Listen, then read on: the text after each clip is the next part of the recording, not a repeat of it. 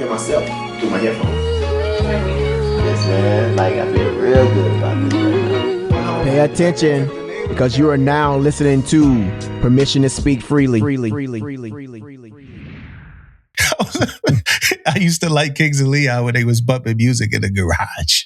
I get it, man. Hey, for the listeners, this is our first episode of 2026, like literally, right? The first recorded episode of 2026. Full transparency is January 3rd.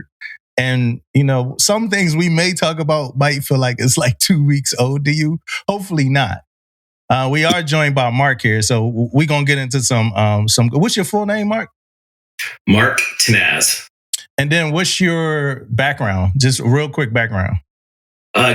Grew up in the East Coast in the DC area, and finished school. Didn't really want to know, like had no clue what I really wanted to do. Spent some time at a local junior college, and then Desert Shield, Desert Storm started, and then enlisted, and just retired last year after 33 years of duty as a deck LDO. Whew. So Marc is with us, and we're gonna talk about a lot of stuff with Marc. But some of the stuff we might talk about, like we might talk PFA, we might talk Stranger Things. There's a couple things we might talk about that it might date us a little bit. I do have one question, like real quick. So look, this is just the pre-stage, right? So the next thing we about to talk about is New Year's resolution. So to somebody, please remember that. But Marc, you brought up that you did 33 years, right? 33 years, joining in 91 and retiring in 24. I joined in 07. And I've seen, and I can say this, look, socially, I've seen the Navy change about 3 times, at least 3 different times. And I mean, just completely, right? The spirit, the DNA and all of that, right? And I could go deep in explaining why, but I don't want to. My question is for you. How many times do you feel like you've seen the Navy change? If you have, right? And what are some of those major changes that you've seen? And I'm not necessarily talking about administrative changes or policy-driven change, just the character of the Navy as a whole. Well, I would say there's probably 3 significant ones. You know, when I came in, within 3 or 4 years after I came in, we were, and I know you appreciate this as being part of the ceremonial guard, is we were doing retirement ceremonies for guys that were in Vietnam. And so when you talk about old school is, they were talking about riverine stuff in Vietnam. They were talking about, one Master Chief was telling me that he used to tell me, I joined the Navy because the Lord told me to, Judge Lord from the local county courthouse. And so there were, back then, recruiters would be hovering over there. So that, it was a different era. I would tell you the second one is definitely 9/11.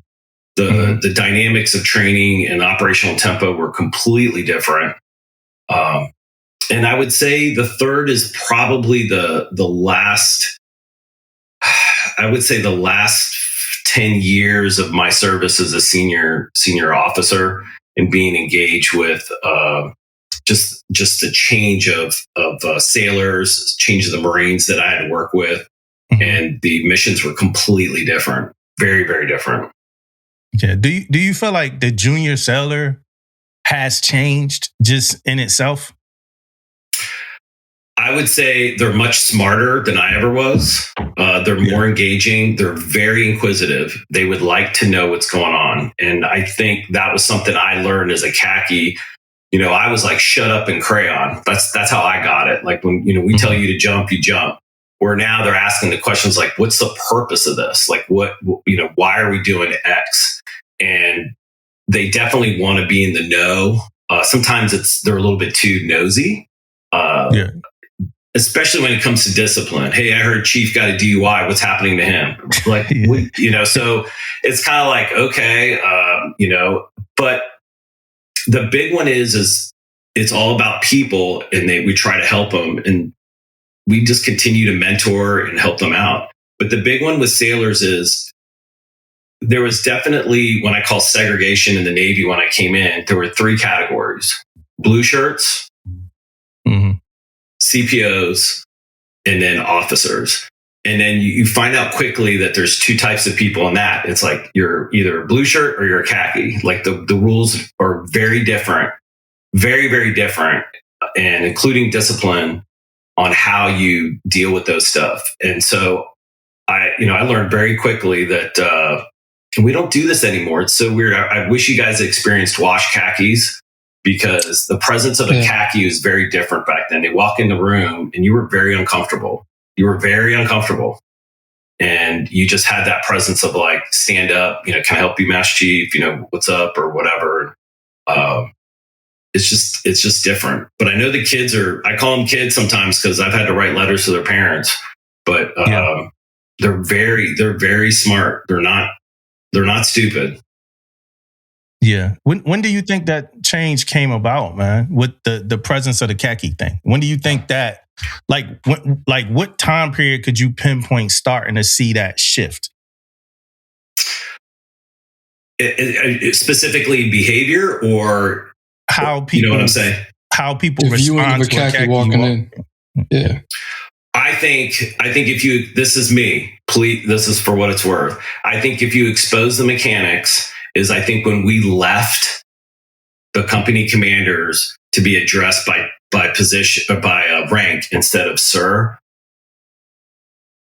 there are certain relationships where now they're not necessarily peers, but it's like, hey, Master Chief, or hey, senior, And I think it's easier to calibrate a sailor and say, hey, once they leave, RDC, hey, I'm a senior chief. I appreciate you calling me sir, but you don't call me sir, you call officer sir. And there's a little bit of that discipline that's assigned to, yes sir, no sir. And I think that was part of it. The second one is, I think, recruiting. I think when they went to Blueberries, they were competing with the military that had, especially the Marine Corps, especially Air Force, they had a smarter, a more attractive recruiting image to be in camis versus being in a mailman outfit. That's what they used to call it. That's what they used to call it. Well, I call dungarees. So I had dungarees, and then when I went to Spec War, I wore the Woodlands. And then when I went back to the fleet after shore duty, the mailman outfit came out, and then we were still wearing wash khakis. And then I think, what did we do? We went to Blueberries like in that was 08, 09. It was 08, 09. Yeah, 08, 09. Yeah. And so now, and you didn't know who's who. Like you'd be, like who's this? It was just different. Do you think we lost our identity with that, though? With the uniforms? Like when you saw, I know, so Damien and I came in 98 and 2000. Mm-hmm. And I came in right at the phasing out of dungarees into utilities. Right. I still had a full sea bag of Johnny Cashes. I still saw a couple of cats wearing dungarees.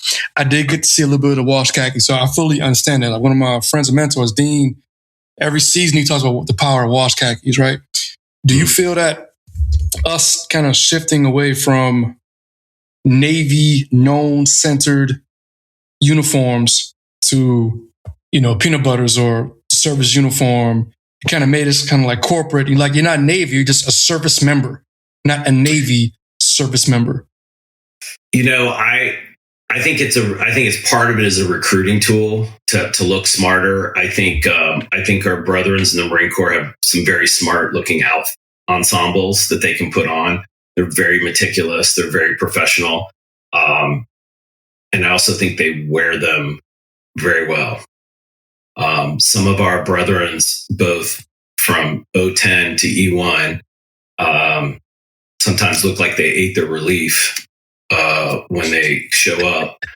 So that's a little bit, that's kind of tough to watch them, to be in that ensemble. And, where the pockets are screaming, the buttons are holding structural integrity for dear life. And I think we have great sailors that wear the outfit very well. I know they do, but I also know that it's a recruiting tool to get people in there. Dungarees were hard, man. I mean, dungarees were very humbling. Like it was tough to go remember the dynamics and rules out there were very different. I mean, the biggest excitement we ever got wearing dungarees was the CNO said, if you are stopping at a civilian, not CDC, but like a daycare to go pick up your kids, you could stop in dungarees specifically to pick up your kid, but you couldn't stop at a local 7-Eleven, put gas in. You couldn't go to the bank. You couldn't do any of this. That's how it was for the role of a Blueberry at first too. I remember they was very adamant about that. But dungarees look like a prison outfit. If you put on like a wash cap, you look like, what was that movie with Jack Nicholson? Well, when he was wearing all the dungarees. Yeah, final. He was a master at arms or signalman that was doing MA duty. You talk about that, yeah. He looked rough, man. I kind of like that. It kind of gives street cred, It was, dungarees were different. I mean, they'd look like 501 blue jeans on one day, and then you see like a first class have been in 16 years, and they look like a pair of Jordashes that have been recycled out. My man said Jordache jeans. Yeah, man. That was like, that was the thing. Yeah. I think the Jack Nicholson movie, The Last Detail, is that the name of the movie? Last Detail, yes, sir. Okay. Yeah, good call. I don't know who know about Jordache jeans, man. That's crazy. That's crazy work right there, man. Yeah. Hey, so, don't make fun of me because I'm old now. Come on. Hey, you experienced. You know how old you experienced. So I'm good. I'm good. Bring it on. Go ahead, Damo. I was going to ask about New Year's resolutions. Kind of takes us out of the energy that we were in, but what New Year's resolutions did y'all make this year? Let's start with you, Mark. I really make an effort this year to put my name out there to help transitioning folks getting out and helping them navigate this minefield called retirement. And I've been helping a couple people, mentoring both enlisted officers. It's and that's kind of like another discussion is just just the amount of paperwork and just to be ready. And if you're going to retire within 3 years and you haven't started, you are so behind the power curve. And I happen to have a exceptional mentor that I listened and I followed it to the T, and I came out smelling like roses. So that's my goal, is to really help out guys to get out. Yeah, I guess I ain't retired. I would chill for a little bit. So I think about retirement because it's like two things, right? It's this administrative process, right? It's an administrative process. And that's kind of on the front end. And some heavy administrative processes could be like emotional processes as well, just because it's a lot of fucking paperwork. I know when I see a lot of paperwork, I get emotional, right? So it's a paperwork, it's appointments, and stuff like that. Now, and then outside of that, I would assume coming up probably your last year, last 6 months, last 3 months, last few weeks, it's a heavy emotional process, right? So then you get to this emotional part of it all, right? Now you're dealing with two processes. You got the administrative process, the emotional process, and then maybe you got this planning process because you want to execute retirement, right? So then you get administrative, emotional, and planning. Somewhere it's medical things going on and happening. And then boom, you retire, right? So then I think the emotions outweigh the admin.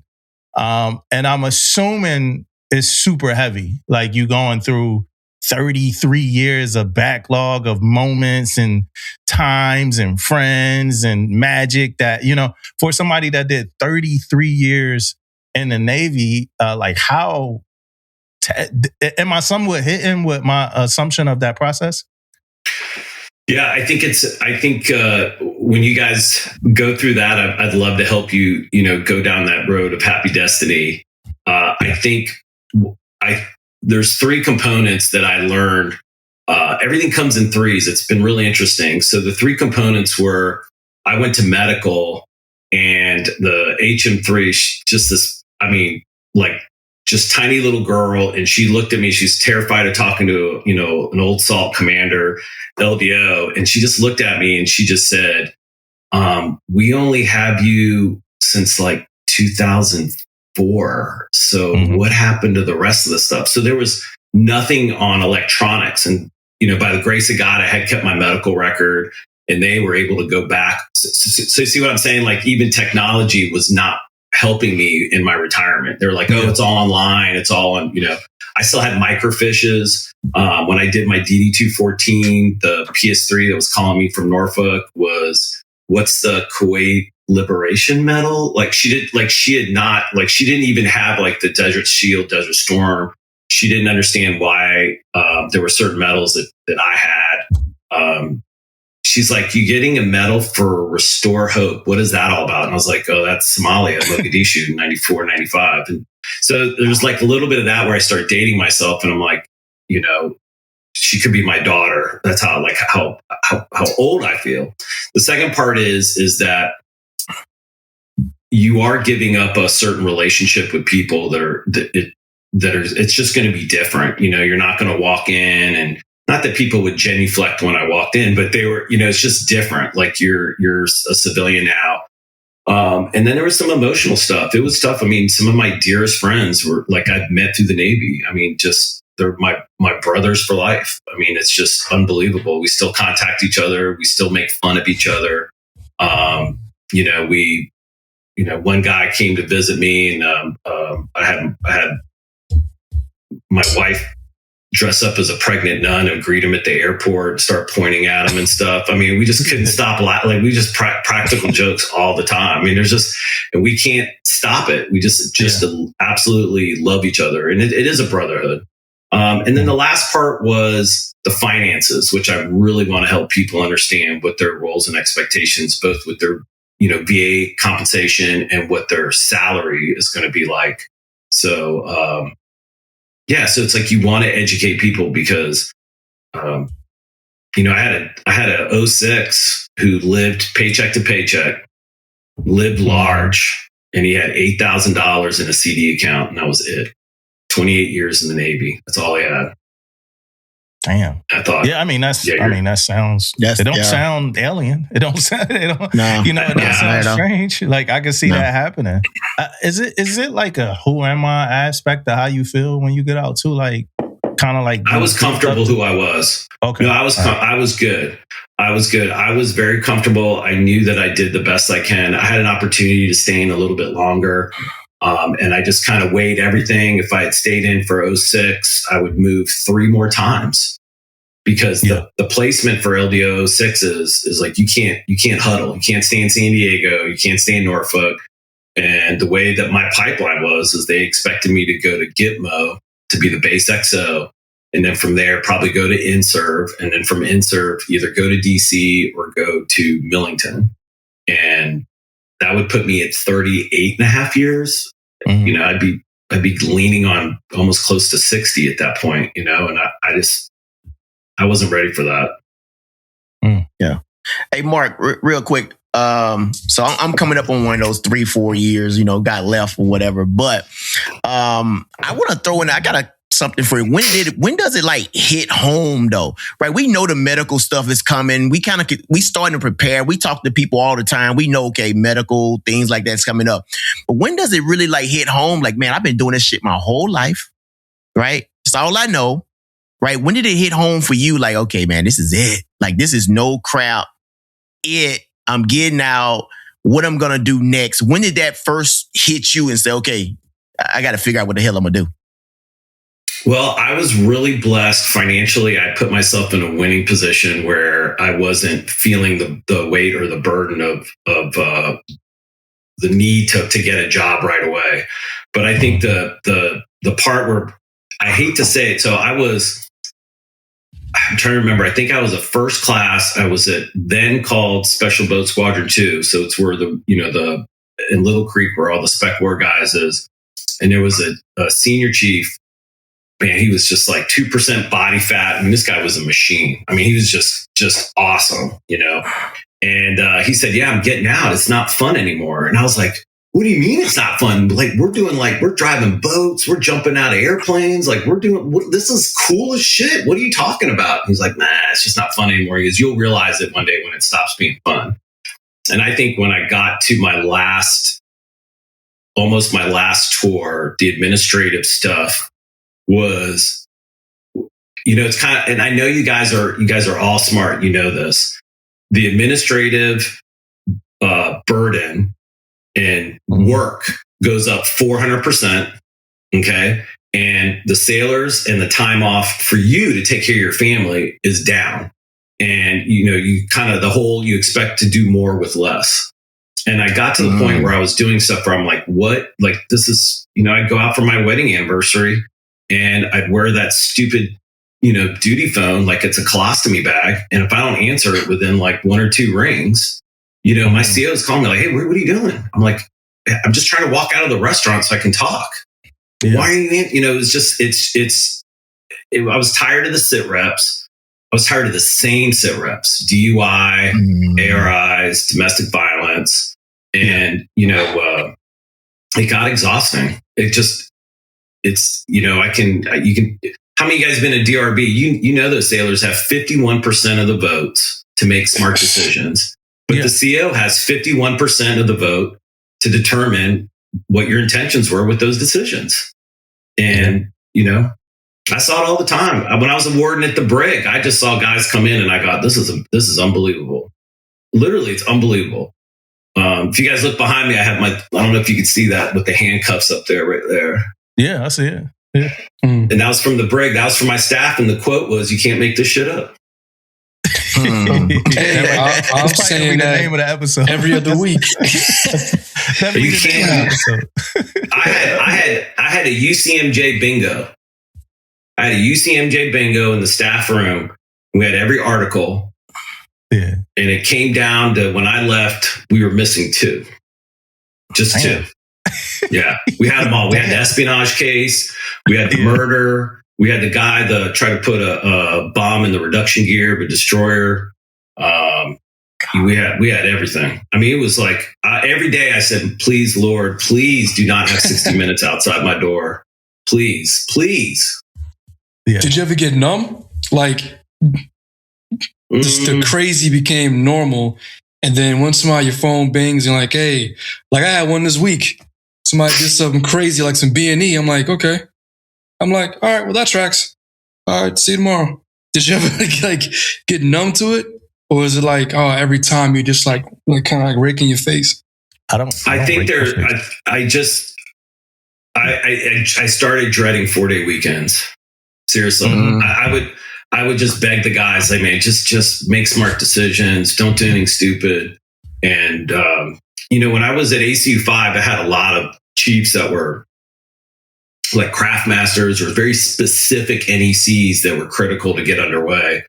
And I would tell them, I would hear stories like, oh, we're going to Big Bear to go skiing. And I'd be like, look, guys, like, I'm just telling you, man, I don't like, if you get hurt up there, you're going to make one of your brothers go on this deployment. And they just got back because there's only 2 of you that got this NEC.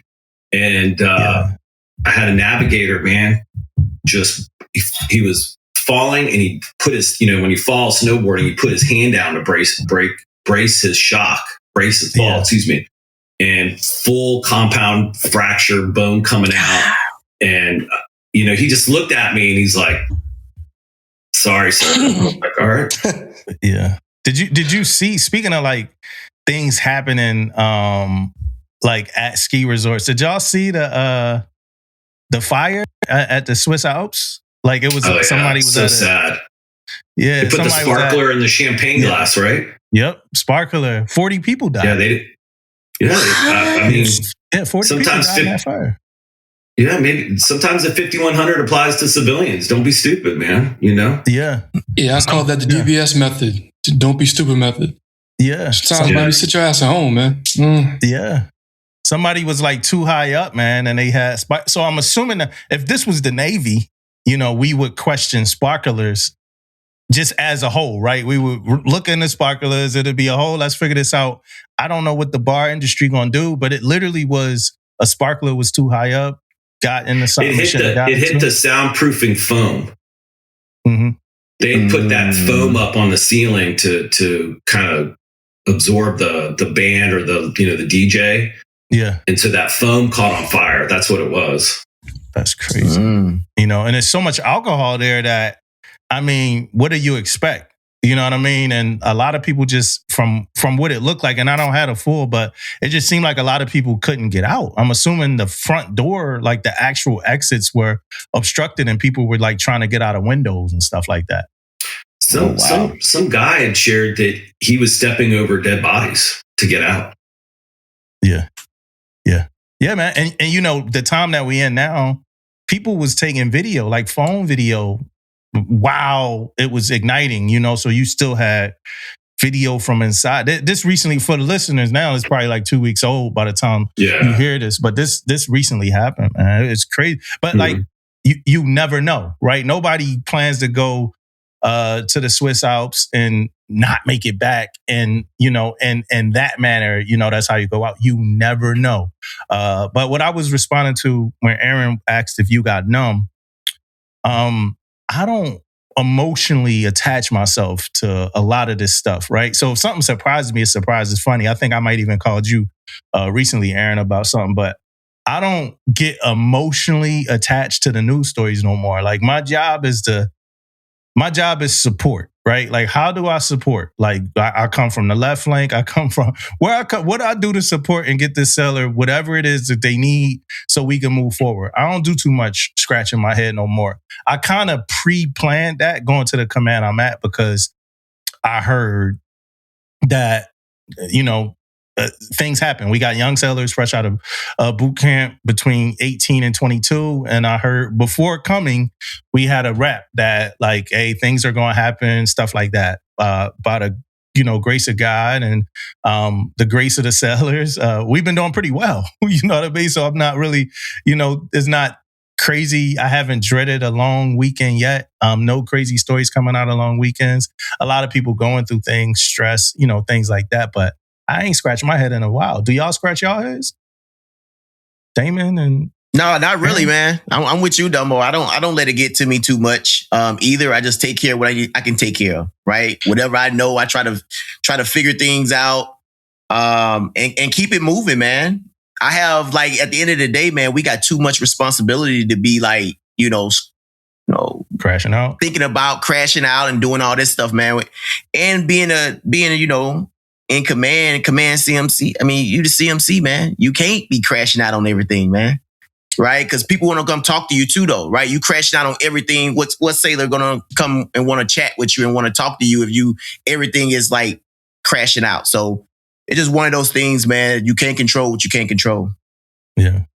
I'm not numb, but maybe I'm different. If it's something stupid, I'm gonna be like, this is stupid. You know, I always say it's not our job to help you negotiate with common sense.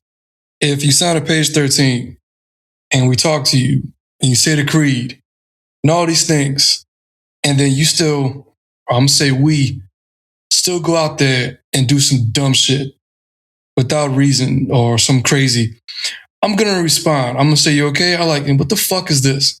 Why are we wasting our time with this? I don't think I'll ever get used to the stench of stupid. Like I just, so I'm not going to crash out, but I want the command that I'm with and the person I'm advising to know that it'll never be commonplace to do some dumb shit around me. So maybe I will crash out every fucking time if it's some stupid shit that's avoidable. Yeah, I remember like my last CEO got like so upset one day. He was pissed about. He was like, I would say he was close to a crash, and like, and I had to like take into account that he might think that I don't care because the way I responded. So I went back to him later. I was like, hey, so I just want you to know that. Like, I can't be in here emotional with you. Like we can't be in here together crashing out. Like, let me like. So I'm gonna be the temperate one. You know, while you feel how you feel, I'm gonna be the temperate one, and we gonna figure this out together. Hey, David. Well, you guys have a specific. Let me just share this with you because I think it's important. You guys in your position have a very, very specific position where. Your CO and your XO need to find a safe place to just go at it. And I'm not going to tell you take it into shorts, but sometimes just going north and south and just nodding and understanding and let them know. And I think the part of the stuff where you say it's emotional, for me, it was, I used to tell people, you can't do this anymore. I know I'm old school, but I would say, God, I just want to go to your dress blues and rip off that rocker so nobody knows who you are and who you're associated with. And that's the one thing that we used to get people really invested with is like, you are an extension of each other. You are an extension of this command.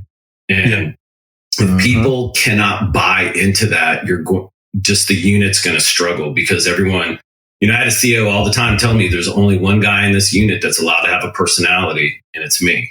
Like, I know we have individuals, but like there's only one guy. And I think when your CO gets upset, he's got to report to somebody and say, like, oh, I got to worry about USS so-and-so because, they can't even do their LOA because their, EDO dumped oil in the bay, like there's just, and it's an embarrassment. I went through something, I inherited a chief's mess that was known that did some inappropriate stuff during initiation. And, it followed us. It followed us for like 3 or 4 years where it was uncomfortable to be in a room where they'd be like, oh, you guys from there? Yeah, we know about you guys. I mean, it's just, it took a while to get that, that, like the. Yeah. That stench. And it's foul. It's foul. Yeah, and you can't let it define you, right? You can't let it make you it. Because in the Navy, that's something that can happen. Like that, your reputation could precede you, and then you could become it. Like one of my best friends, I watched him cry as a second class because his division was horrible. Like they sucked, and he came into it, right? So this just me meeting him for the first time. Known him for years. We just hung out for New Year's Eve, just this past New Year's Eve, right? But this was my first command, and he was a second class at the time, and people, everybody told him like, "Hey, dude, your division sucks. The worst one in the department." Boom, boom. And he shed some tears, and they was like passionate tears, like yo. And he got mad, like he wanted to fight, but he was pretty much saying his division did not suck, and it wasn't going to suck anymore, right? And he left. And after he left, like a little after because he didn't stay long, he was like there for a year. But throughout that year, he led that as a second class in the Navy. He led that division to greatness. He left, and then I left about a year after him. And by the time I left, his division was the best division in the department, and arguably the best division on that cruiser. But it was before him though. They all was like, "Yeah, we suck. We just the worst. We suck." He was the first person like, "No, we don't suck." And then they rose the blood at. That's a tribute to him working hard and probably doing the work of a first class and a chief when, the staying the late, like mentoring the guys, QAing the work. So and it's all the, I call it the hidden stuff that people forget. It's turning in the ZITLs on time, right? It's remember ZITLs and the zone inspection, like turning those on time. The 3M reports are on time. Your 3M, I used to call them boards, but your 3M is updated, right? Your guys aren't delinquent in their basic DC or advanced DC, right? Yeah. You're not the guy that's always like, the following divisions, barehanded signing yoke are. Like, you're our division, dude. Like, no one should be calling out your division to sign yoke. What is wrong with you, dude? Oh man, don't get me started on that. Hey, check this out. So some Mark brought up earlier about stuff like carry, the stench and all that stuff on when your command do something, right? I remember, going to commands. I was going up for something, but I had to go to several commands, and I don't want to get too into it, but I was going to several commands that was on the waterfront because I need to get some signatures and I need to talk to people and all that stuff, right? Yeah. Say it was like 10 commands I went to. 9 of those commands mentioned to me something that happened on my ship. So if you guys out there don't think shit follows you, you better think again, man. I don't know if it was a chief thing or whatever, and all the chief mess. No, I don't know. But I'm here to tell you, out of 10 commands, 9 of them, once they saw my ball cap, mention one of the incidents that happened at my command. It's crazy, man. It's crazy.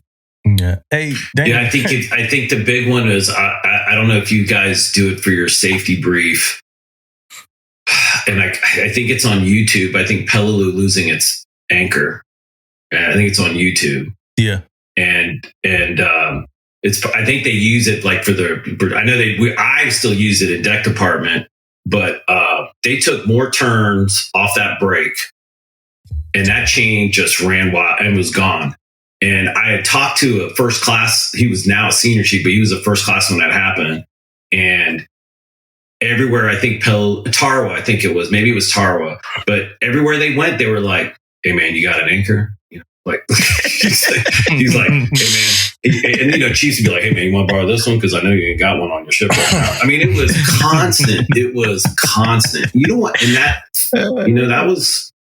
That's for now. It's on the YouTube. It's on the internet forever. Yeah, that's true. Yeah. Hey, Damon, it's funny we get back here finally, right?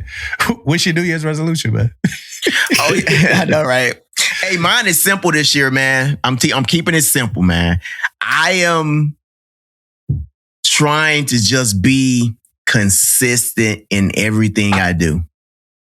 Right. I think I'm the guy that preaches this consistency thing. I preaches it. I talk about it all the time. Now it's time for me to be more consistent in everything I do. Right. And that's necessary that people think, I say consistent. They're talking about the gym, not just the gym. Everything I do from a leadership standpoint, from my talks I do with my sailors, I do a lot of different, discussion stuff. I just want to be consistent in everything I do and just letting everybody know who they getting every time they talk to me. They getting this guy, right? This is consistent. This is me. This is what I'm trying to do. This is how I'm trying to be successful, how I'm trying to make you successful. The whole 9 is just a consistent thing for me. And that's it, man. Just being consistent. Yeah, I think that's one of the hardest parts about leading without a really good. Not saying you don't, but for some people, I think that's one of the hardest parts about leading when you don't have that second that capo or that really good team behind you because for instance, Steve Jobs had Apple, right? So Steve Jobs could walk into a room full of the greatest electronics technicians ever or whatever and be like, "Hey, I want 10,000 songs in this phone." And then he could walk out and then those great people are going to make it happen, right? So Steve Jobs could just have ideas, right? Or Jay-Z, for instance, he could just have ideas and attach his name to it. You, Damon, maybe, or me, Damo, I got to have ideas and then consistently inculcate them shits into the command because, you need that. And not saying you don't, but for some leaders and some people that's listening, you need that team of people behind you that's going to take the ball and run with it. I got a million ideas. Right now, Damon, I have a million ideas, right? But it's if I do this, am I going to be the one that got to drive it to the touchdown? And then game 2, do I got to drive it to the touchdown? And game 3, do I got to, is somebody going to pick it up and run with it, right? The last part about that, remember we started up the art club on the ship. Were you still there when I started the art club? Yeah. And I remember I was talking to GSC1 and I'm like, I'm just, I just can't wait to see how this club, and it was a dope club. It was booming. And I'm like, I can't wait to see how this club does when I leave. And he was like, the club gonna leave with you. And that was just the reality of it. He was like, it ain't gonna exist when you go. And that's, that's one of the things about being a passionate leader is, like you said, Damon, sticking your landing, man. Yeah. No doubt, man. Hey, what's yours real quick, Aaron?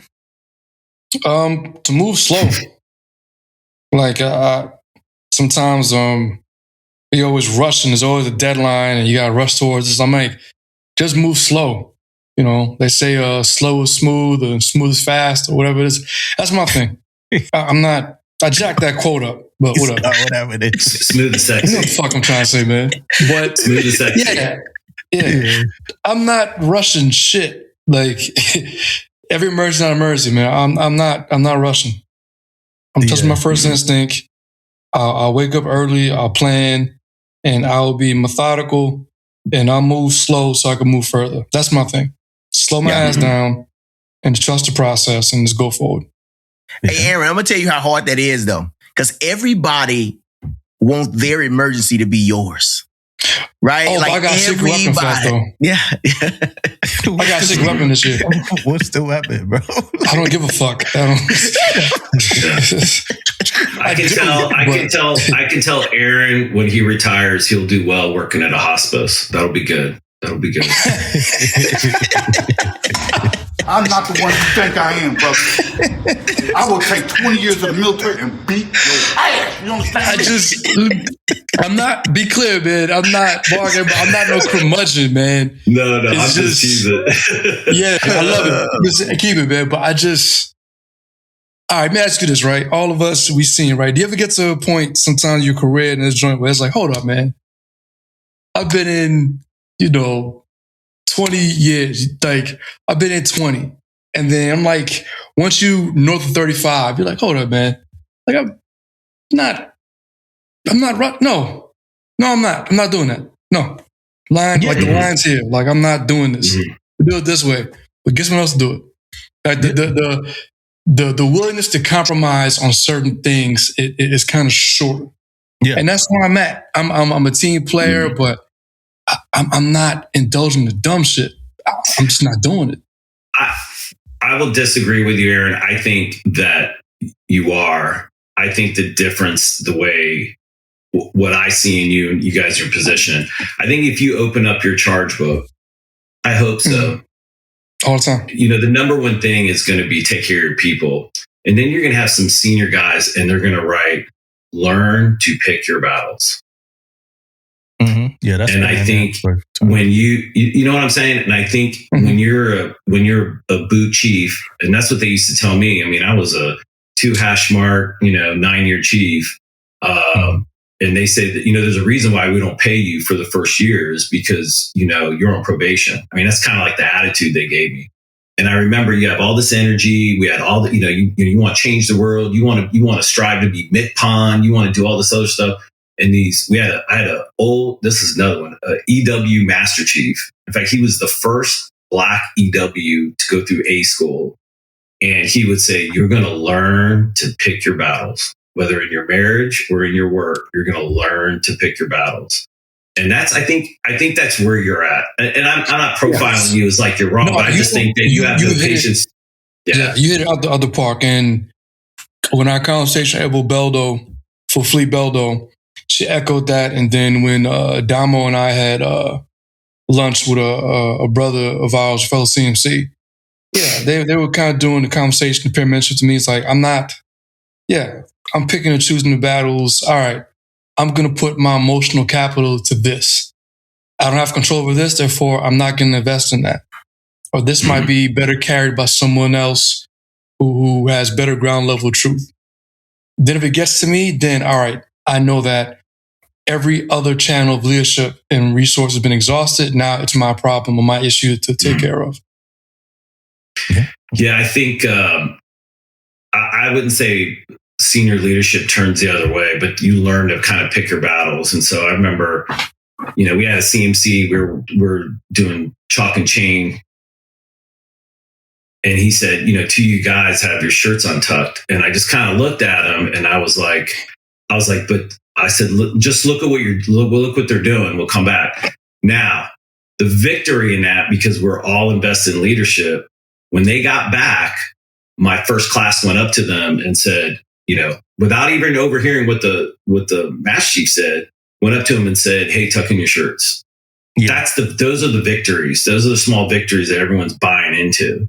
But, it's kind of like engineers. I think they're not that they're spoiled, but I say they work really hard. And if they're going to have a bowl of ice cream in front of the gas turbine engine because they can't make it to the ice cream social, I don't think Chang really gives a shit, to be honest with you. Nope. You know what I'm saying? Like, I don't think it's a big deal, but same thing with boats. If I see BM3, like, oh, look at Pate, man, because they've been getting after it. They've been over the side and they've been really getting after the grind. Why are you? Yeah. So that's great, right? Now, here's where the chaos, because this is where the chaos ensues, right? that, and I'm gonna just pick a rate. Sorry to the QMs. That QM that that didn't grind, and not saying QMs don't grind, y'all, but that QM that wasn't grinding like that just so happened to see the ice cream go down to the engine room, right? So now everything is chaos. Yeah, now it's like, hey, well, you let the engineers. That's one of my least favorite things about being in like the military is when people like create ammo out of anything. You know what I mean? Like, yeah, y'all let them do this, but we couldn't. It's like, yo, you don't know. It's when that word fair goes on a sliding scale, and people like fair is always on a sliding scale. Yo, like it's gonna look different for you than it's gonna look for this person. QM. Well, I think the younger sailors don't really grasp the scope of responsibility that's associated with particular rates. It's just the way it is. It's just not. And I think, we had, God, I'm dating myself, but we had 46 pilots complain to our chief engineer on my first ship about the water not being hot enough. And he said, we've been having problems with our EVAPs. Why don't you come down here? You guys are smart. Went to the Naval Academy. And man, they were in there. It was like 110 degrees with those boilers on and EVAPs. They say, hey man, you guys are doing great. You don't keep up. You have to maybe experience that, Yeah, it's like when people get frustrated with the RS because they say, all they did was fill up the vending machines or whatever. Yeah. No, that's not all they did, and two, they did their job. And then I had a friend, he was an MR1, and he said his dad built a bridge while taking enemy fire and like Vietnam or something like that. Something he said, right? And he was like, his dad got a NAM for it. You know what I mean? So like, who are you to judge the RS for putting the thing in the soda? Like, it's the value is just not the same, period. You know what I mean? So, that's kind of like the advocate I was trying to tell you about the award system is, I don't know if I was threading with one of you guys about the award system, but when I came in, there was a cap. There was a cap and that was it. So you got to your ship in a 06 and below could only give out Navy achievements medals. Yeah. And it was capped at an X amount of numbers based on the percentage of the crew. And that was it. That was it. And that's one thing I wish they would bring back. The only people that could give out comms were actual Commodores that were in like the Desron positions or the flag officers. And I looked through my first cruise book, and I mean, my CMC had 1 comm and 2 NAMs. And he had a Republic of Vietnam, campaign medal. And I think you're right. I mean, I hate to go on a tangent about you talk about awards, but it's tough for me to give ABHs a NAM during tour for chalk and chaining when that's in their rate, And I think we just need to like really understand what the value of some of these awards are. Yeah. Hey, Mark. Let me get you guys advice real quick on this, man. I am getting crazy at my command because I have sailors there that, and I'm not, they know, I brought this up a million times, so it ain't gonna be brand new to them hearing this from me. I got E4s or E5s leaving my command with a letter of accommodation that never got in trouble, did their job every day. I personally feel like they should be getting at least a NAM. They have done 5 years. It's 5 years at this command and leave with a level of accommodation. I'm like, and I'm blown away, but it is the norm there though. Like when I brung it up, everybody eyes like, what are we doing? Like, I'm not saying give nobody shit. Like just give it out like hotcakes, whatever. But what if, I feel like at that point, what if this sailor did not to get it? Not what he doing like to get, like what have he done not to get this after 4 or 5 years of being at this command? What do you guys think about that? I don't know. Maybe just me. What's the value of being consistent? Damo about the eye roll, sports analogy for me, right? Tim Duncan, people call him the big fundamental, and he gets the same things, 20 and 10 every night, nothing too flashy. But if you do that consistently over 5 years or over a career, that's something like an Ironman that is very commendable to have that level of consistency, meeting the mark and being consistent about it. But also, when do you get points and credit for doing your job, or just what's the rub? I think if you meet that level of distinction with such incredible consistency, I think that level of consistency is worthy of being commended. Yeah. I mean, what's the storm say? Yeah, that's what I was going to say. Like, something tells you what every award is worth, right? So, does it meet the criteria of a Navy Achievement Medal? And if it does, then the person should get it. We don't even use that shit no more. We use tribal knowledge and other things to believe that things meet the criteria, right? The loudest voice at the awards board sometimes. Yeah, like we don't use the actual, criteria. To give. We use what we think. Oh, this person, and not using your example for example, but like, hey, this person been here for 4 years. You know what I mean? Like, boom, or this person did this or did that. Boom, boom, boom. Like, there are actual things to kind of slide the sliders in place and see what somebody should get. Yeah, until it's questioned, then we'll break it out, right? We'll break it out once it's questioned. But. Well, rather than the reverse of like reading the standard, and then maybe if it's going to be exception to policy or the standard. Well, I put myself in for a calm. I'm still butthurt about this, Mark. So I'm not butthurt at all about it. Let me be honest. But when I was at my second duty station, I put myself in for a calm. Right, wrote up, put myself in for a calm, and I read I'm a young sailor, man. So I'm making sure I read everything. Boom, boom, boom. I read the criteria for a comm. The things I did met that criteria for the comm. I did a lot of things at the command. I ain't going to make too many examples. One of the things I did was become the training officer at the command, which was an officer's job. You know what I mean? That was one thing, but I did way more than that. But my chief came back to me and pretty much was like, yo, you're not going to get a comm. So he was like, we going to rewrite your write-up. like I'm like, what? Like I'm like, I did the work for the comm. They rewrote the write. He sent me the write-up and asked me how I like it. I said, I don't like it. So I sent it back. And he sent back the write-up again the same. And it pretty much was like, you have buy-in, but you don't. They took all the comm shit out and put it in one line. And they did. So their issue with my write-up was it didn't have nothing about me being an EM. It didn't have much about me being an EM. It was all the other shit I did at the command. I'm like, yeah, no shit. I'm putting myself in for a comm, not an AM. But they changed it to an AM, and I got I got my credit for doing maintenance, And I was at that time in my career, I was butthurt about it. I was tight. Yeah. You know what I mean? So, I got a what crazy bothers me about that story is that the fact that you had to write your own award. That's what bothers me is you wrote your award. And the second part of that is just out of curiosity, you don't have to name the command. Was it a 05 or 06 platform? I was at Waterfront Readiness. I don't care about that. I don't care about naming it. Well, I'm just saying, was it a 05 or 06 command? We had a LDO commander. We had a he doesn't want to go to his boss. He doesn't want to go to his boss. Yeah, and then be embarrassed that he got an EM2 that's killing it, and that's hard. And I've met some Commodores.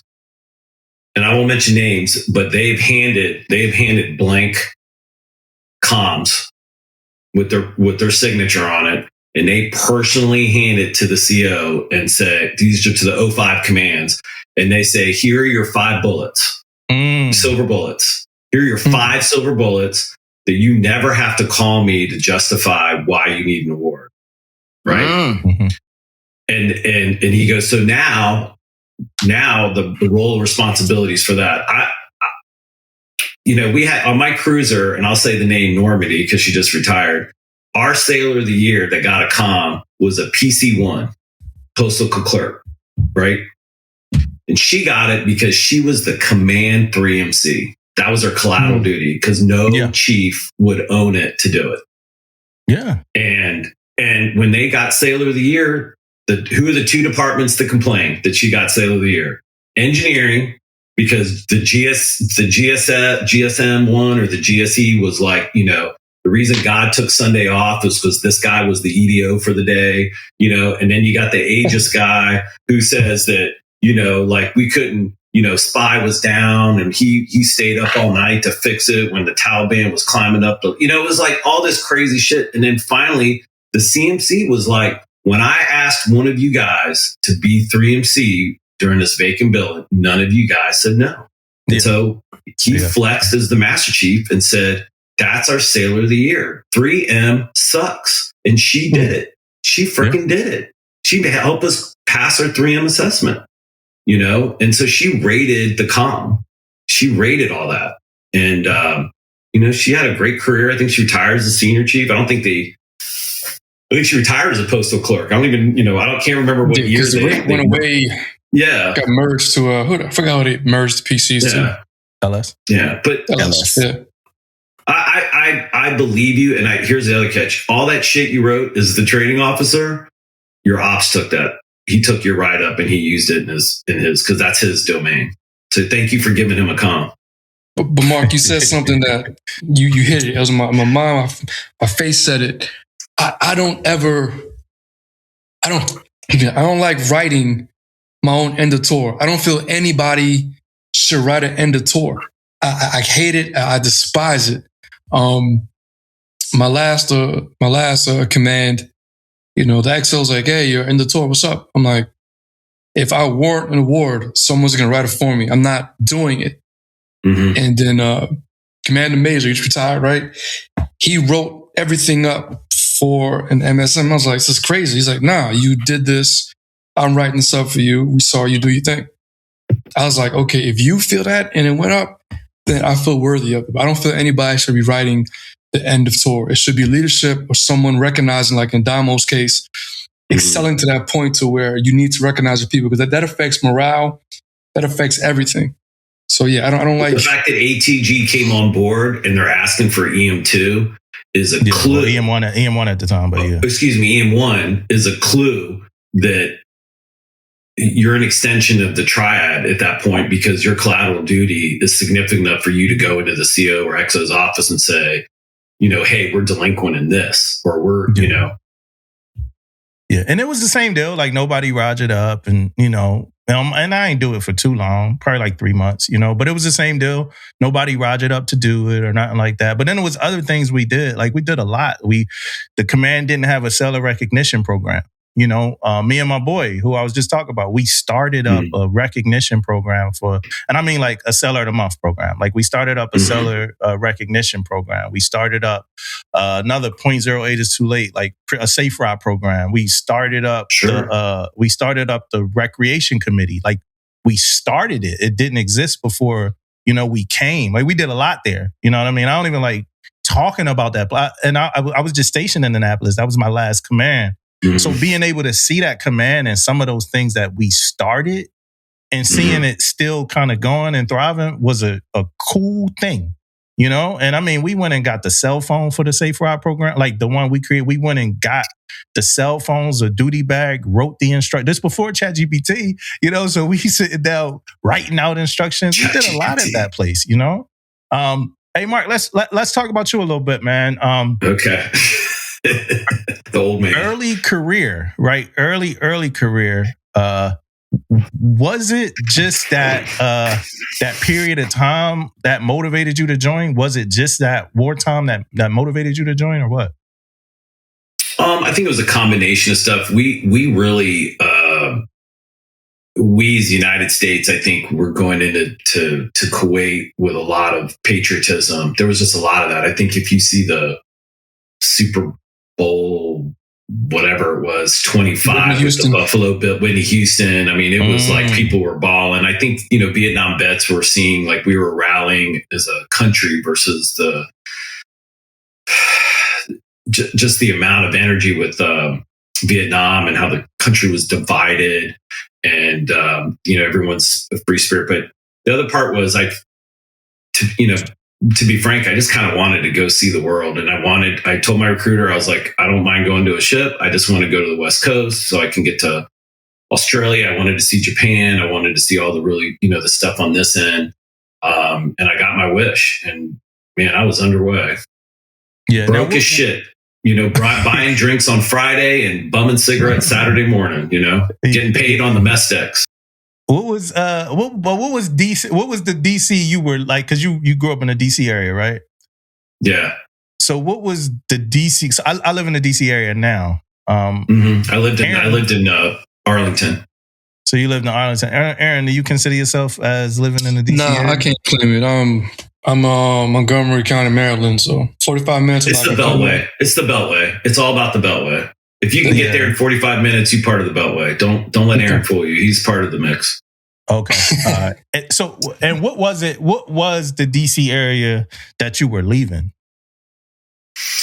My upbringing is a little bit different than all. I wasn't the best model citizen. I had a foster father that looked like Don King that took me into his home.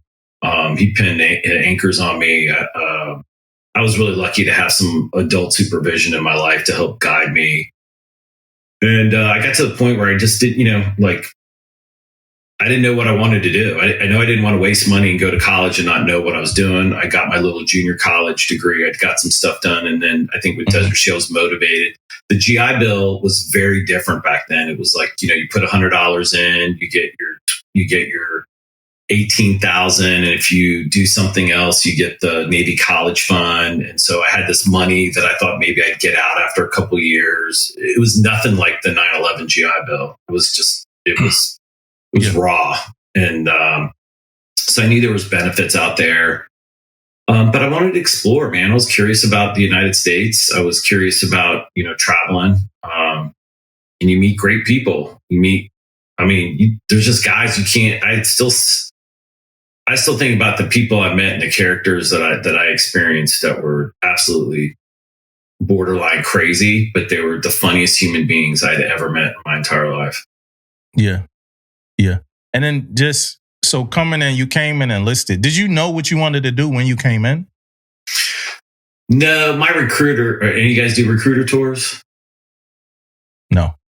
So my recruiter did one of these. He was like talking to me, and then he was like this, and then he goes, "See if you qualify for the apprenticeship program. That's a big deal." And then he walked away. That's how he got me.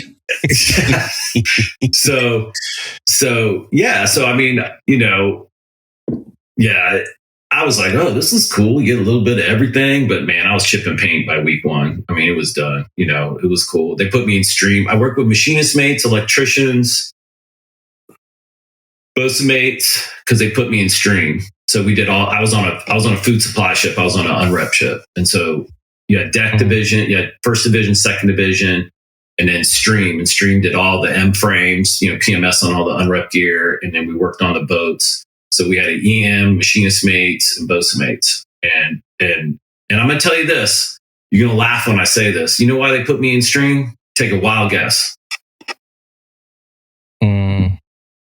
1991. I want you to think about that. Yeah. 1991. Because my chief goes, "You're doing a lot of PMS, man, and you can read." You can read. Yeah. You can read. Can you believe that?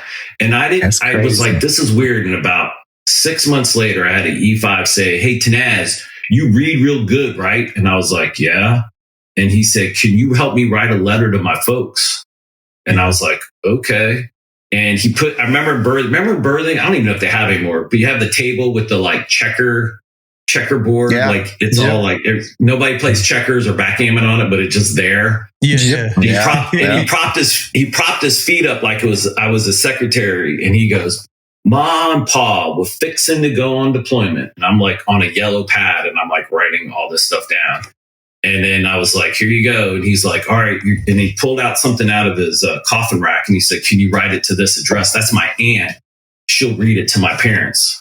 My parents have a tough time reading too." And I was like, wow. So I was introduced to a lot of initial poverty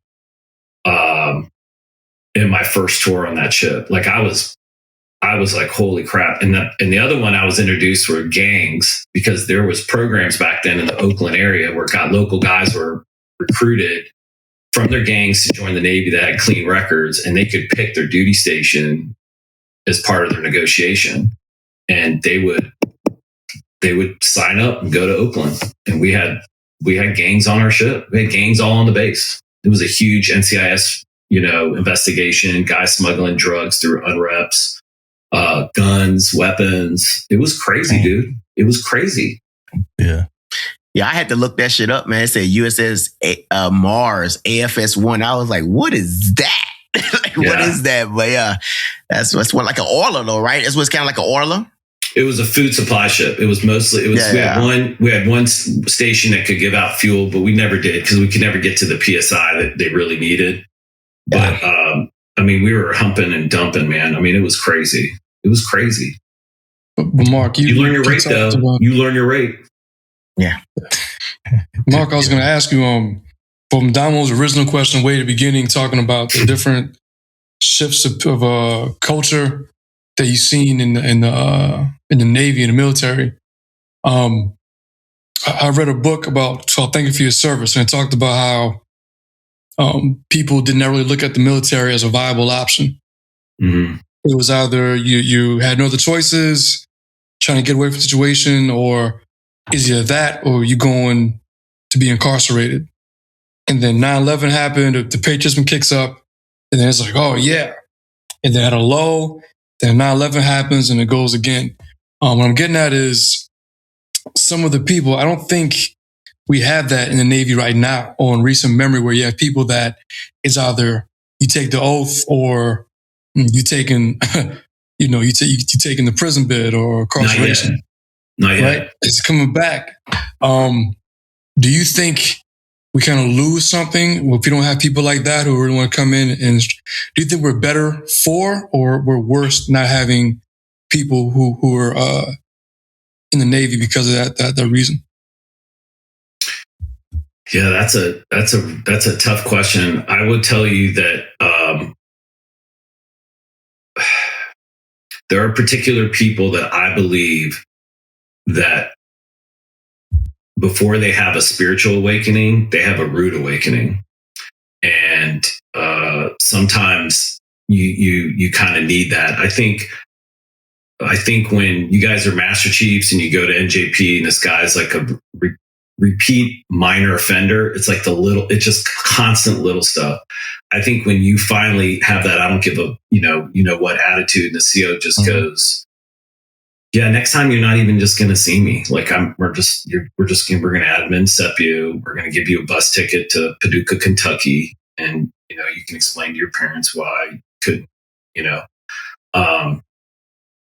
we had CCU when I was in, and that calibrated a lot of sailors. Yeah. CCU was what again? I heard it, but just for listeners, Correction Custody Unit. And it's basically a 30-day reboot with the Marines, and you had to step on the pads, and they would give you an M1 rifle PT, and you have to stay in a circle, and they would tell you, if you leave the circle, we're assuming that you are going to attack us, so stay in your circle. And guys are so exhausted, they'd be leaning, and the Marines would just punch them right in the chest and get back in your circle. And 99.9% of the sailors that went to that were but you had to be E3 and below. They wouldn't send petty officers to it. That calibrated a lot of people. Yeah, I don't know. I mean, that's a tough question. I think when people when they're at their final straw, and I mean, I had a CO call a parent, say, I just want you to know I'm kicking your son out. And the woman just could not stop crying. Please, please, there's nothing for him here. There's nothing for him here. Don't tell him to get his act together. And, he put her on speaker during mass. I mean, you couldn't do that now. You know what I'm saying? You just couldn't do. At least I don't think you could. I think the lawyers would eat you up. It would backfire. I saw it where when I was at boot camp as RDC, and we said we're gonna call your mom, and then you call the mother. And it's like, oh, it's okay, baby, come home. Like, what? Are you serious? We ain't doing that again. Yeah.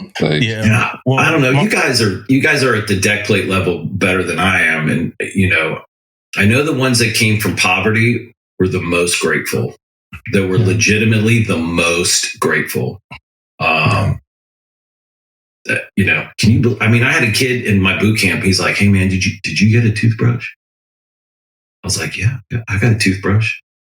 he said, did everybody get a toothbrush? I was like, yeah, everybody got a toothbrush. He's like, man, I had to share mine with my brother. I was like, and you find out he's like the only one that graduated high school in his family. Very, very poor family.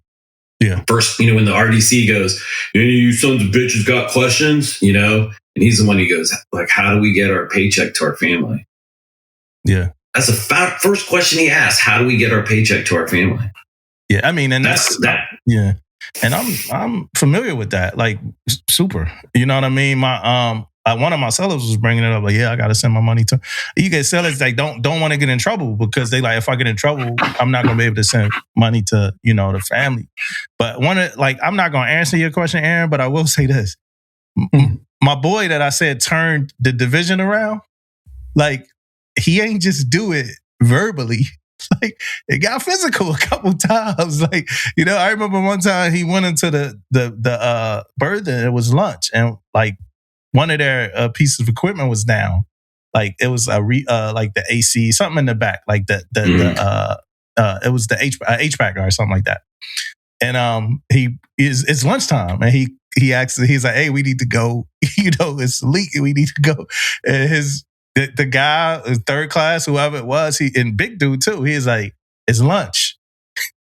2 seconds later, my man. 2 seconds later, my man had him by the coveralls. And look, I'm not bragging for the young sellers. Had him by the coveralls and drug his ass from the berthing, so past the pauper room and all that, down to the HVAC. And I saw another one of his second classes, rowdy, said something to him, and next thing I know, dude, feet was off the ground. I saw a lot of violence on my first shift. I'm sure Damon did too, and I'm sure Mark did too. But like, his feet was off the ground, and like, the division turned around. You know what I mean? Like, so basically, what I'm saying is, I don't know how to answer your question, Aaron, but I know that sometimes the toughness aspect helps. Like, sometimes it's okay to not be chump. I think you need, I don't call him a goon, but you need an element, everybody needs a Draymond or a Charles Oakley type in the division, man. You need someone who's like, yo, send Mitchell over there. He'll get him going. Yeah, you need that. Yeah, because even if they can't even if they know you can't put your hands on them, they also know you're not afraid to go to your car after work. Are you not afraid to, like, it's an aspect to that type of, we've seen in the time that we've been leaders afraid of their sellers, like scared, like scared, you know what I mean? So it's like, with them dudes, you at least know, like, he got a little bit of skin in the game. He not going to be afraid to lead. I'm gonna ask you this scenario, and I want you guys I want you to kind of reflect back just a little bit to your Chief E7 days. We were on the pier, and there was a DDG in front of me, and I saw Chief doing sweepers on the forecastle. Mm-hmm. And the guy next to me on the bridge wing, he just said, what the hell is going over there, man? That chief is doing sweepers. And I said, there's two reasons. One is somebody's carrying something over his head, whether he did inappropriate or spoke differently. Yeah. Or he's playing hide the sausage with somebody on his ship, and he's got to do the work.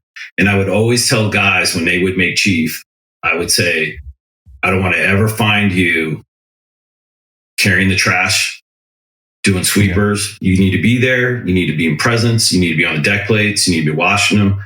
But be mindful. Like, well, I want to be a team player, sir. I'm like, no. Mm-hmm. You need to be on top of them, watching what they're doing.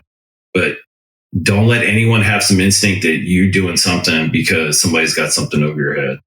And I love that part. Says, I shouldn't be afraid to walk to my car. I shouldn't be afraid to walk to my car. And there's guys, man, they're afraid to leave the pier.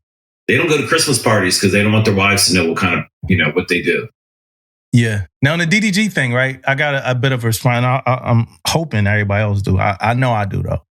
One, it was a DDG, right? Mm-hmm. And 9 out of 10. So that's one response. And I ain't going to explain that part. But it's an explanation for that response. One, it was a DDG. The second part of this response is it probably was a problem that the skipper, you might have passed my DDG shit, but it probably was a problem that the skipper brought through various levels of the chain of the command various times, and it never got fixed. So skipper then was like, hey, all hands means all hands because y'all ain't figured this out. That happened on my DDG. Me and Damon was on the same DDG. That happened when I was on a DDG before. Like, all right, y'all didn't, and it wasn't about cleaning. I think cleaning was always all hands, but it was something else. It was like, hey, I put my faith in y'all. Y'all ain't figured it out. Y'all part of it too. Get out there too. What's your thoughts on it, Damon? I'm interested. Everybody was clean on that DDG, man. Like, I mean, yeah. I get it, I got it, but man, it wasn't even like an option, man. If you wasn't cleaning, it was only the triad wasn't out there cleaning, man. Our Liberty expired at the same time. Mark? Liberty expired at the same time. Everything, man. Like it was crazy. Around, man. It was crazy, man. Yeah. But I tell you, it was to me though. At that point in time, too, I think that was we were trying to get when we started talking about the deck plate leadership stuff and being on the deck plates all the time. I think that was something that was there too. Like, where's the khakis at? We know where they was at. They was on the deck plates, you know what I'm saying? Yeah. But I think also with that being said, when the khakis on the deck plate so much how we was, some things start to miss somewhere else too.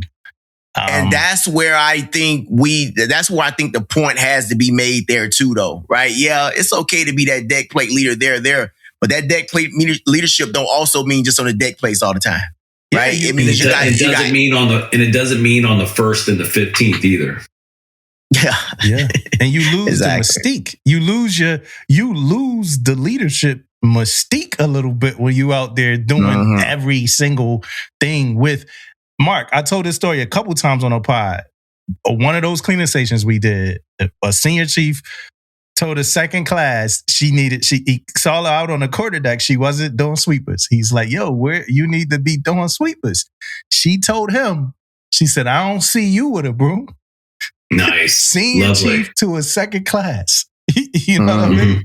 And that's because it's now when I went on the carrier was a little different. It was like, hey, sweepers, all hands, but khaki, y'all not sweeping, y'all going through y'all spaces and making sure everybody else is out sweeping. I have to ask you, what makes it okay?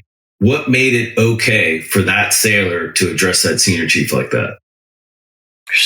Man, what was the energy on that ship that said that you and me were peers? Probably I no think credibility. What? No credibility for who? No, I'm saying maybe that's if a scenario for that ship, right? For that second class talk to that senior chief, maybe there was like no credibility in that person or in that mess. Or she could be a one-off, but I think more times than not, I'm like, I don't respect y'all. I don't respect chiefs. So who are you?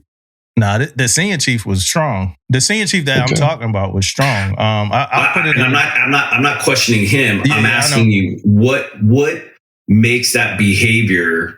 And this is a little bit of the some of the sailors that we have now that like they feel like they can talk to you like your peers. And I'm like, what makes that okay? See what I'm saying? Like that's what drives me crazy. Yeah, I think. Like, why do you have a parking spot, Master Chief? You better than me? Yeah. And I don't know. Honestly, it happened, and I think that it comes from.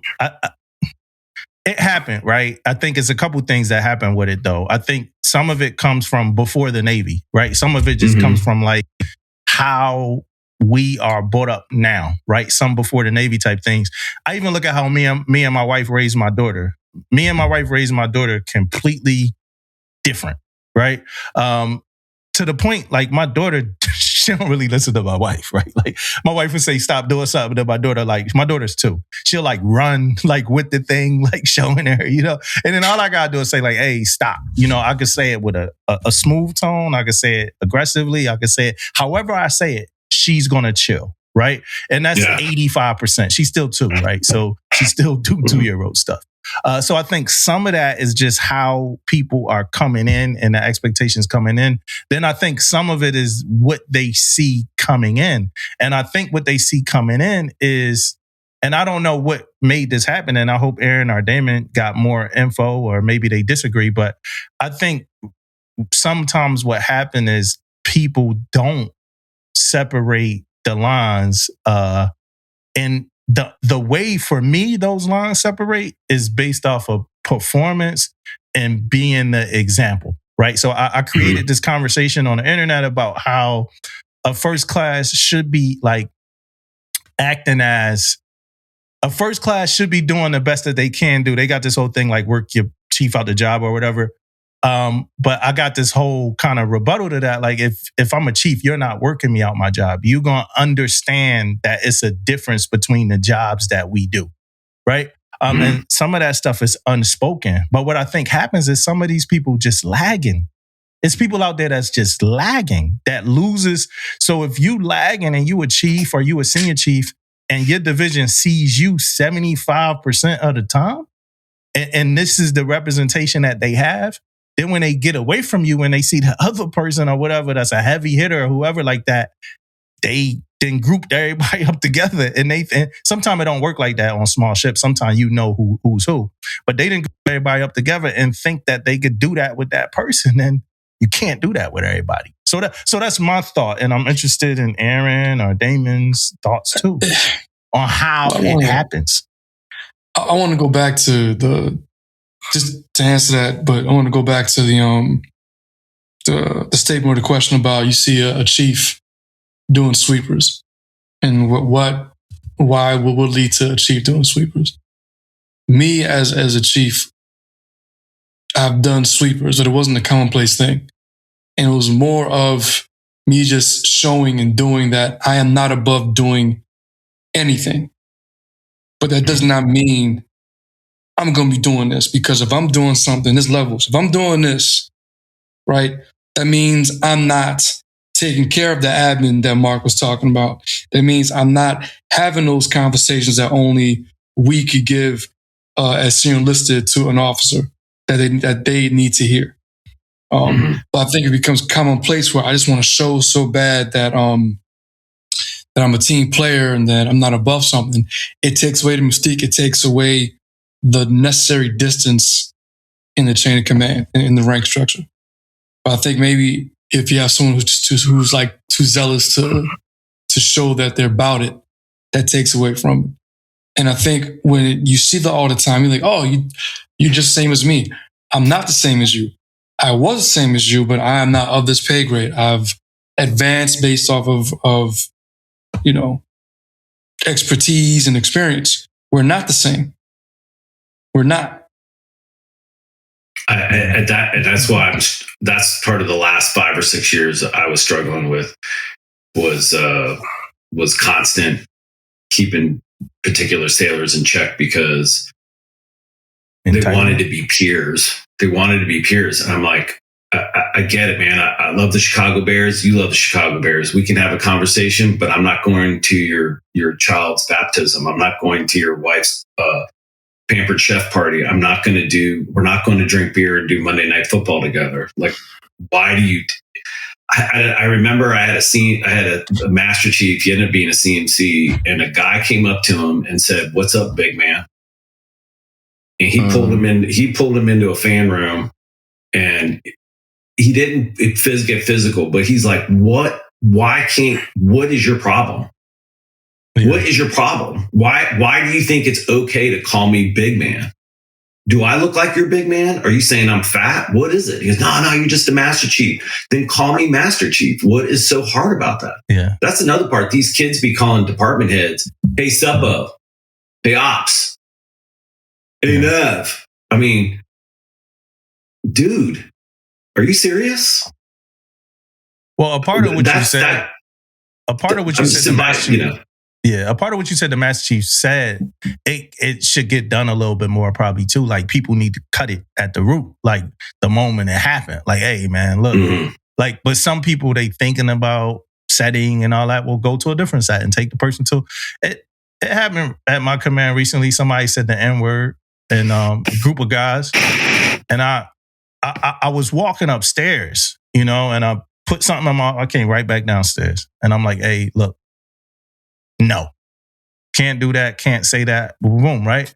Just last week, so on the contrary, I'm not going to say, fuck. On the contrary, a seller told me that a chief told him that, and it was a leadership thing, and a seller told me that, hey, chief was like, chief ain't have time. He ain't had time to do that. And it was like a leadership thing. And I was shocked. I'm like, a chief didn't have time to lead? What the hell the chief doing? What's chief doing if they can't lead? But too busy sweeping. And I'm looking at sweeping like a metaphor. I've swept on the DDG. I've swept 100 times on DDG with my sellers just because we had to. So I'm kind of looking at sweeping as a metaphor. And you say, even if your example is literal, I'm looking at it like a metaphor, and I kind of understand. Damon's I just want to, I want to add to the part about the two sailors, right? First thing I think is you have your outliers, right? You got some sailors just don't care, right? They're gonna just say whatever, however. Mm-hmm. So you got that side of it too. The other side of it is tough for me though, and I know the sailors and everything, but I think it's another one. It's just a little, I think it's a little tough for me because I don't think the sailor will say that to me. I just don't think it'll come off like that. So it makes you think though, right? Mark, you brung up something earlier, like what it is, they got something on the chief, or they got this or got that. It's something there. Either one is an outlier, right? It just happens, which I hope that's what happened, right? But the other side of it, sometimes you get in yourself in these positions where, for example, and this ain't the example, but I'm just saying, back when I was on a pre-com ship a long time ago, when everybody first got to that command, everybody kind of hung out together. Right? And a lot of and a lot of lines was crossed, I'm assuming there, whatever. And all of it came out later. We had like open captain's mast all over the place, and we found out a whole lot of shit that was going on that should have been going on. But I think that's why I go back to lines being crossed. Right. And now certain sailors feel like they can say this or say that to you, or whatever the case may be. Again, I don't know. But at the same time, it's always something, man, where you smell smoke, it's a fire, man, somewhere. But at the same time, Damo, and you guys hit it on the head, you got to address shit too, though. Right. If something happens, especially in leadership or anything, it has to be addressed. Do it have to be addressed right now? No, you can say, hey, come see me in 10 minutes. You know what I mean? Come see me in 15, because sometimes you got to have a cooler head about certain things too, right? So it ain't like flying off, but you have to get that point across. You have to say something, because if you don't, it's going to get worse the next time. The next time this happens, it could be a whole different situation. So I feel like you have to address these situations, and you have to talk about them. And then another thing is, you want to talk about things so it can spread also. So the next sailor down there that heard that won't say it either. Right? So it's tough, man. It's a tough situation, but there's always something behind it too, though. Yeah. Hey, Mark, speaking on some of that, what was the biggest lesson that you learned in those formative years, like those first 4 to 5 years, that you carry for the next 30 some years in your career? I use the same statement as I had a CO say. Well, just to give you perspective, when I went to the Firebolt, the CO on a PC was a lieutenant, and the most senior guy on there was the chief engineer. He was the LDO. He ended up being my C daddy. He'd been in 16 years, Engineman. Just loud, dude. Just loud. Hearing conservation program did not exist with him. He just screamed everywhere, right? But that lieutenant had a lot of courage to be a CO at a 10-year mark, and he said, there's 3 things I won't tolerate: disrespect, disobedience, and drugs. He said, anything else you bring to the table, and either I will help you or I'll find somebody to help you. And I care as an LPO, as a chief, as an officer. When I did my NDOC with people, I still use that code. As I got older, I started telling some of the chiefs, because I was a senior lieutenant, I was a 04, I was 05. Now my chiefs were like, I was already officer when they came in. They don't even fathom that I was wearing dungarees. And I would tell them this. I would say, I know that you guys are smarter than me. I know you guys are, but I know more than you. So let me share my experience with you to put it in your tool bag so that you could exercise good judgment on some of the stuff that I went through, so that you can say, hey, this didn't work for Tinaz. Why do I think it might work for me? Let me, and make myself approachable. And there were times where I had to, we had some spirited conversations with Chiefs guys that allowed me in behind closed doors to be like, we don't understand what you're doing. And I said, this is what we're doing. And I said, this is what we do. We follow orders. And I get it. You're frustrated. I'm here with you. It's 1900. We're both here. I just ordered sandwiches for all of us. I got Gatorade for all of us. We're staying late. We're getting ready for in-serve, but we're not quitting, So mostly that. The other one, I also knew that yelling and screaming and pulling my hair out and throwing things at people were getting less and less effective. Mm-hmm. And the only time you could lose your shit, I remember the only time I justified losing my shit, if there was a compromise in safety. I would just, and then I tear up the safety observer, and I was like, you knew better. Why, Well, I was going to see how it played out. Well, how is it going to play out when I got to write a letter home to their parents that some kid died because, you weren't paying attention? And so I learned that later, probably about my last 10, 15 years. I had to pick my battles, right? Cool off a little bit, allow the chiefs to be chiefs and allow the divos to be divos. But the 3Ds had paid me huge dividends, because now people were coming up with me with serious problems or situations that they were willing to be vulnerable and ask me, for what it's worth. Mm-hmm. Hey, Mark, real quick, we talk about, things coming up as you went through. You was a deck apprentice, you went SWIC, chief, officer. Which one of those was the hardest transition, and why? Two of them. When I got to Normandy, the CPO mess was divided by almost an entire generation. It was like half of us were first term chiefs, and the back end were all GSMs or senior chief GSs, senior chief UW or master chief UW EMs. They were all like at their 2024. So they were tired. And so it was hard to get some good CPO mentorship in the beginning. And we had a CMC, he's a nice gentleman, nice guy. He was a YN in the background. I'm not picking on YNs, but he had done flag to flag to flag to flag to flag tour. Speechwriter, very smart, very articulate, knew everything about the awards manual, knew policies and procedures, but was not a presence in the mess to say, hey, come alongside shipmate, let me share this experience with you. So that was tough. My first tour as an officer, I went to a Marine Corps base, and the chief of staff greeted me with, he looked at me and he said, well, at least you're not fat. And so I found out that my predecessor was huge. He was a W3. He too looked like he ate his relief. And the Navy had put the search and rescue department in Kaneohe had a bad relationship with the command, with the base. And so we had to resurrect that. And just like you said, all the programs you had to like get them together, do stuff, it took a lot of work. Spec War was very humbling. You're really surrounded by a lot of SEALs and a lot of SEALs from Vietnam. So they were hardcore, man. Very different. Very, very different. I looked at one of the there was an Engineman SEAL, senior chief, and his front tooth was longer than the other one. Blatant. I think it's Watts. One day he came in and they were even. And I said, oh, senior, you went to dental? And he said, no, on a mid-watch, I filed it down. I was like, God damn. Shit.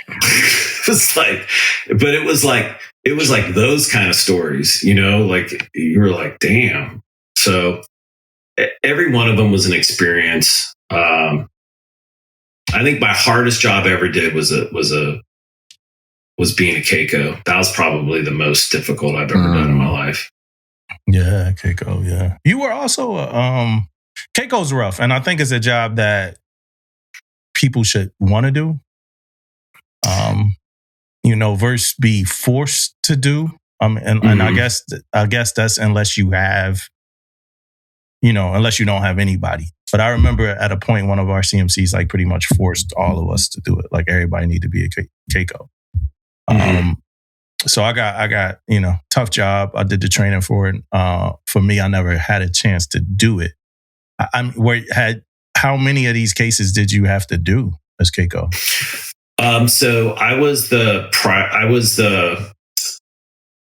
So the way we did it back then was the chaplain and the main CACO would do the greeting.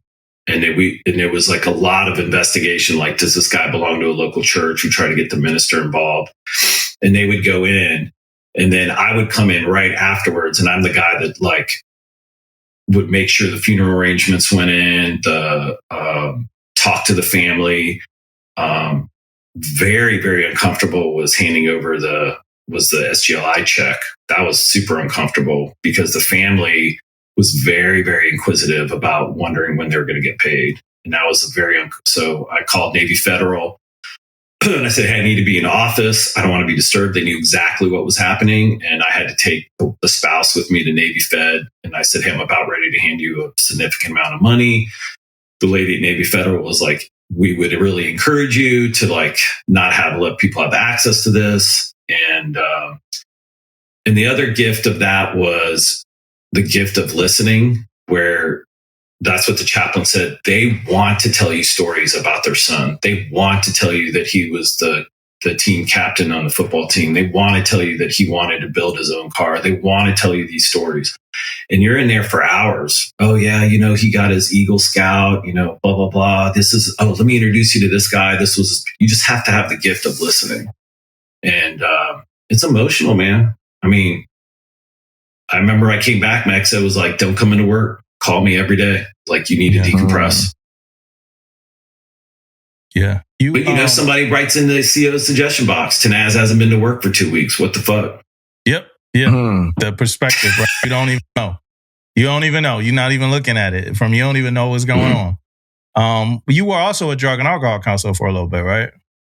Yeah, that was my one shore duty that I had while I was enlisted. Yeah. How did you like that? It helped me with counseling. Like later when I had to do one-on-one counseling with sailors, they I think SARC now is like what you do. And school was super intense. It was in San Diego. I will tell you that it did allow me to be part of the Navy Habitability. So you guys are familiar with the Beacon in San Diego where the E4 and below live? Yep. I don't know if they have those, right? I remember when it was new. It was like, it's hot. Well, let me tell you, and I'm going to tell you this. This is not a C-store. So I was on the committee for alcohol abuse, and they did a survey of all the communities. So you had surface, submarine, aviation, and you had other. So other was like CBs, the band, all the guys on shore duties, the ITs or radio men, whatever you want to call it. And they did the whole survey. And what they found out was the people that were drinking or drinking underage, the bar was about the same. The population, the demographics were the same. But what community had the most ARIs or DUIs on paper? Surface. And why do you think it was surface? Damn Beacon. Up tempo. So what happened is that if you're in aviation and you're done with your job for the day and you're working on the flight line in North Island, where do you go afterwards? You go to your barracks room. Yeah. Submarines, where do they go after the day of work? They go to their barracks. Seabees, where do they go? Barracks.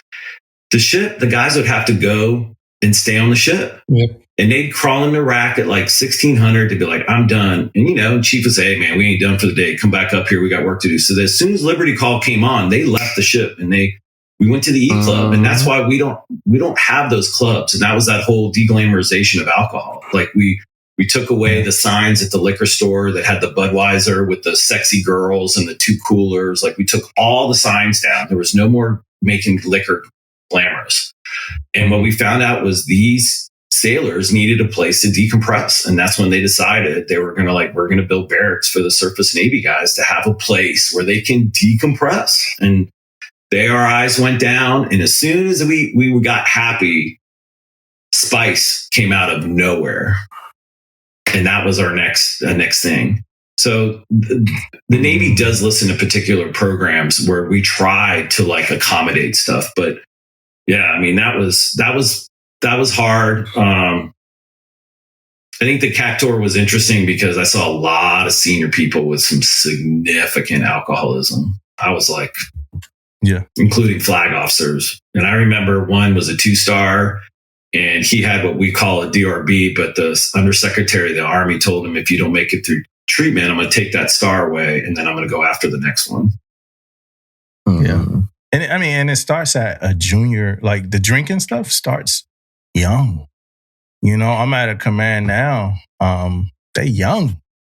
Some people pull for underage drinking, but they are young, and drinking and getting back to work the next day and doing. I'm at the ceremonial guard. You know what I mean? Where you got to be on your P's and Q's and top tier performers. But drink just the Navy's.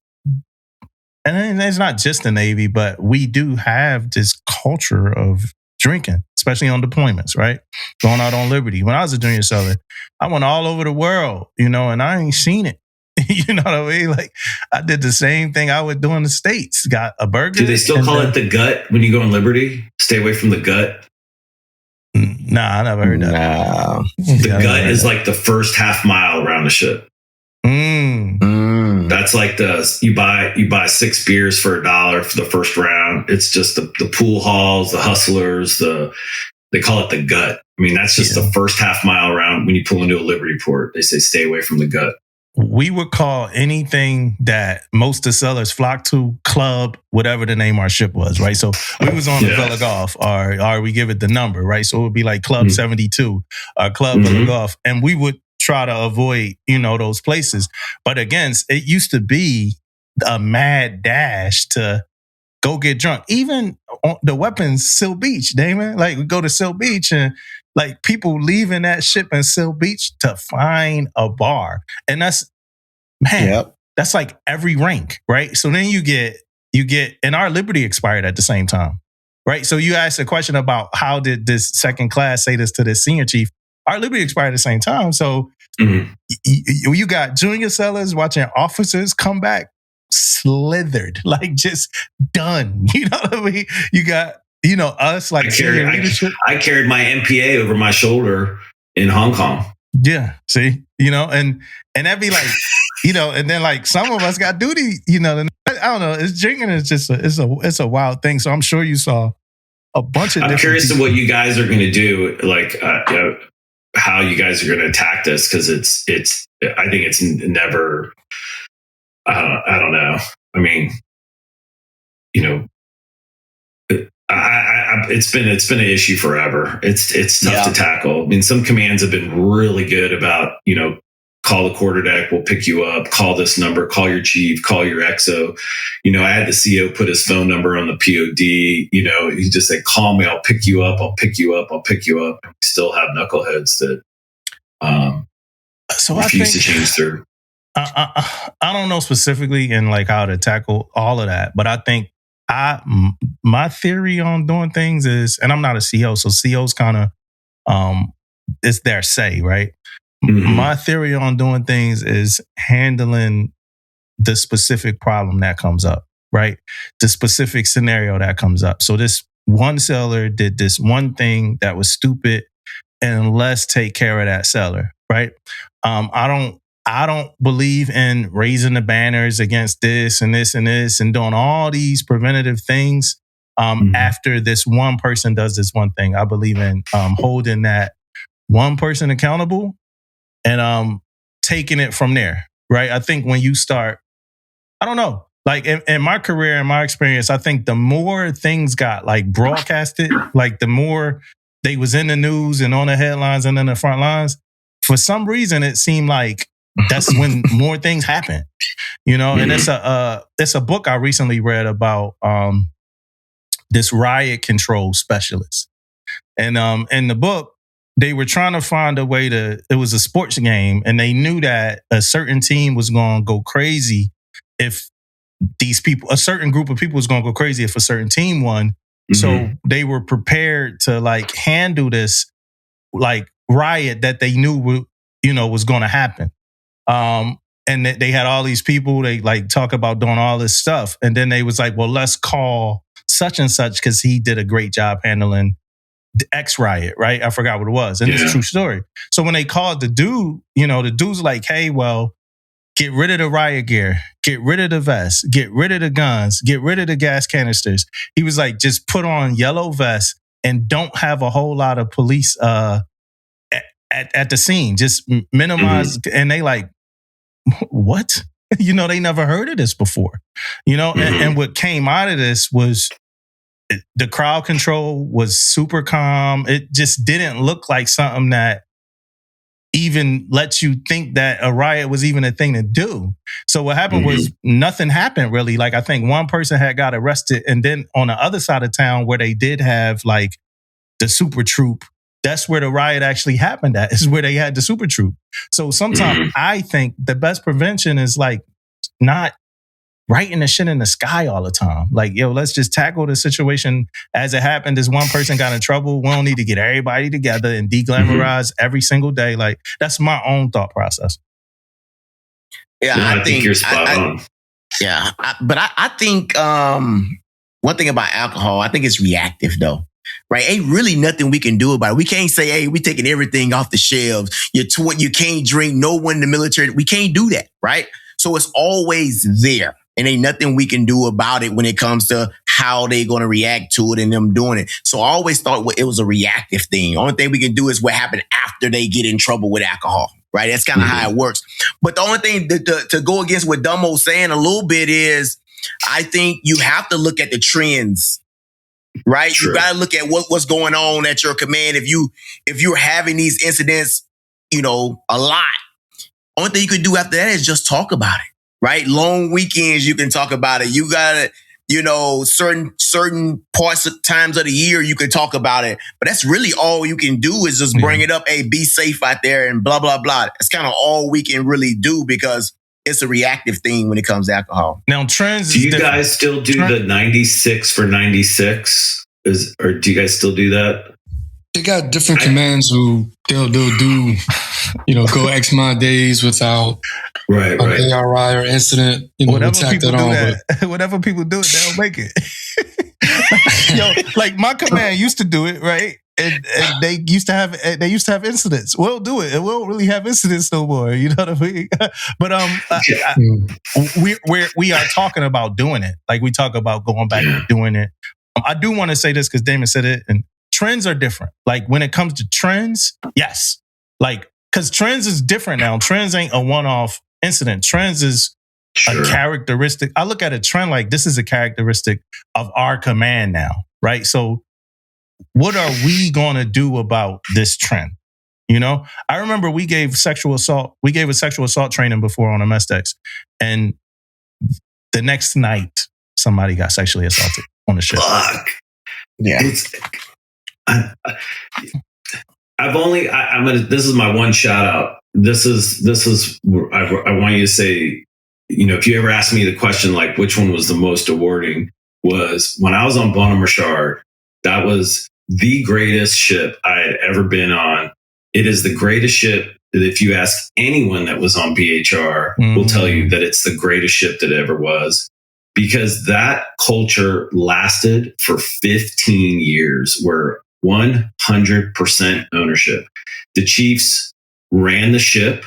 The wardroom did what they needed to do. The first class mess was grinding. You talk about sweepers, and we called it clamp down. Half an hour, man. Clamp down. We're going at it. And we would walk past the I-10 P-way, and everyone knew, do not walk that P-way during clamp down, because I think it was AIMD owned that P-way, and they would break that thing down to parade rest. And we got a XO that came on board, and he wanted to do field day. And our CMC said, why? He goes, we got to keep the ship clean. He goes, our ship is spotless. I mean, the pad eyes were clean. The flight deck was clean. I mean, that ship was awesome. And when the fire occurred, you had former sailors showing up at San Diego that say, hey, put my OBA on, man, 60 back to 30. There's no way the ship's going down. I mean, I'm telling you, the SECO was our SECO. He was the base SECO. He's like, we were turning down former sailors to get on board that ship to fight that fire. They absolutely loved it. And that Chiefs mess, and I don't know, Aaron, were you at ATG? Were you the one that was at mid-pack? No, Dame was the one that was. Yeah, you were right. We're talking former inspectors that would come on board BHR, and they're like, I'm getting orders to this ship. And department heads, divos, LDO, they're like, I'm going back to BHR. And blue shirts were, I mean, it was a rate making machine. It was absolutely amazing. Amazing. 100% ownership. Very few DUIs, very few ARIs, people backing each other. What do you need? I got it. I mean, the Chiefs mess I really think the Chiefs mess would have been the template of NDOC about how to communicate. You know how when you have your charge book, right? And they say, if you ever need anything, ask, right? I'm here to help you. They meant that shit. Yeah. They meant it, man. Yeah. And it was so sad to watch that fire. Mark, I gotta ask you Damo, I was gonna ask you this for connective tissue. You being prior BHR. Sorry, man. This came in, right? Yeah, it's good. I love it. You being prior BHR and being Deck LDO. So I was saying earlier, my cousin, he's also a prior BM. Now he's a Deck LDO. He was on BHR. Ralphie G. You know, Lieutenant Commander Corlett, Greg Corlett, GC? I know we've crossed paths. We're not, he was on there much later, I think, than I was. But just in the community, you know him or? Yeah. We didn't do beer together. I mean, we kind of like crossed paths. You lucked out then. No, he's respected. He's a good dude. I think the one I was going to tell you was I get emotional when I tell you this. That ship was so special. And this is stuff where I tell you as young Master Chiefs, a kid gets out of the Navy after 4 or 5 years, and he writes you a letter 2 or 3 years later and said, sir, I used my GI Bill. I got my degree. I'm going to med school next year. That's a win, man. That's a win. That's not a loss to the career counselor for losing a reenlistment. That's a win. You know, you go to reunions and they say, yeah, I got out. I used my GI Bill. I went to theology school. I'm going to be a minister. You know, I got my nursing degree. I did this. Those are all wins. And I never experienced that till later when they would come back to you and say, I exercised my VA rights. I did my VA privileges. I did stuff. Those are great victories, man. Those are just the ones that I just wish we had more of instead of some of the sad stuff that we have to go through, you know. But yeah, c'est la vie, dude. Yeah. I mean, so for you, like, and we could talk about a million things. Like you've done a million things, right? You've done so many things. You went from enlisted to officer. You did the CACO thing. You were a drug and alcohol counselor. We touched on a lot of those things. But one of the things, like the foundational things, is when you joined the military, right? During Desert Storm, Desert Shield, right? Mm-hmm. And you actually went, at some point in your career, you actually went overseas, Mogadishu, Iraq, right? You went and saw combat somewhere. You went into a combat area. Some of us don't, get to do that, right? We're not fortunate enough to do that. So how was that experience for you? Because you went, in some cases you went like working, and then in some cases you went as a leader, like in the shoes of leadership, right? So just how did going over there leading and working and doing a gig every day, like how was that experience? Balad, Iraq I was the commander for all the, are there any FCs in here? So I owned all the CWIS mounts that were on the base that was the air defense. So we were shooting down incoming mortars. In my first day there, the CO of the base was like 28,000 coalition forces go to sleep at night hoping your equipment works. Try to keep it together. That's a lot.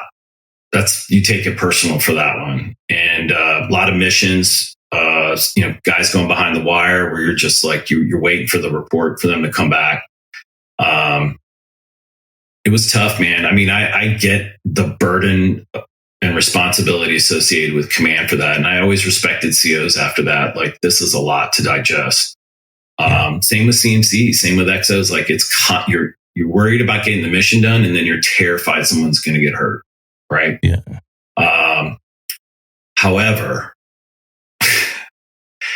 and I'll say this honestly, and you probably might interview one of my COs later, my level of tolerance and patience for shenanigans was at a minimum. So when I'd have like a CO say, the lights in the P-way aren't bright enough, why is this a problem? Why can't you get the EMs to come up here and change all the light bulbs? And after a tour in Iraq where we're like hiding in a foxhole, it's about perspective. You know what I'm saying? It's very, very different. And sometimes I'd have to just kind of like, I would just brush it off. And there were some incidents with my CO that I would just say, you're like, you know what I'm saying? Just a little perspective. Like, this is important, but you're screaming at me like, if this doesn't get done, a small puppy is going to die every hour on the hour. Like, and so I had to learn to understand that this is important to him. This is important to what he wants for the unit. But the perspective was tough to digest sometimes when you're, I had an FC2 and he looked at me one time and we just made eye contact. Like, I don't know if I'm going to see you tomorrow, man. That was tough. Yeah.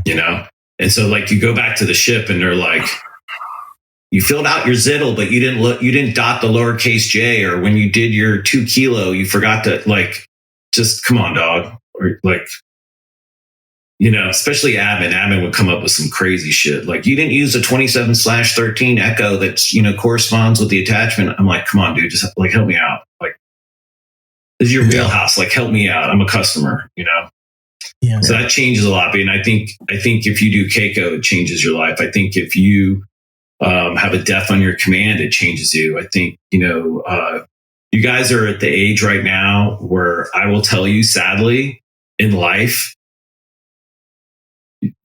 people are going to pass away, whether it's a parent or a colleague. Some of you guys may have to counsel your sailors over the loss of one of their children. It's going to change your perspective. But Iraq was tough, man. I mean, it was tough. Yeah. And what's your like fondest memory from Iraq, or just in general in the Navy? I would say a group hug at the airport in Kuwait. Mm-hmm. And I mean, grown men and women, 68 of us. It was real emotional because we were all IAs, and back then the IAs were GSAs and they were IAs, and we just made it. And I had a DC chief, I had a fire controlman chief, and we stayed in contact with each other. I mean, it was crazy, man. Being shot at is no joke. I remember when I left, the guy looked at me and says, "If you hear bing, bing, bing, bing, don't look up." He was right. Yeah. He was right. Yeah. Hey, Mark, I got a Mark, I got a question. Hey, so I was a prior damage controlman, right? Mhm. And routine general quarters, right? It's a difference in leadership in routine general quarters and when shit actually hit the fan, right? Yes, sir. It's a different leadership, right? On some of the decisions you made when you was the OIC, did any of that stuff stick with you, good or bad? Any decisions you had to make?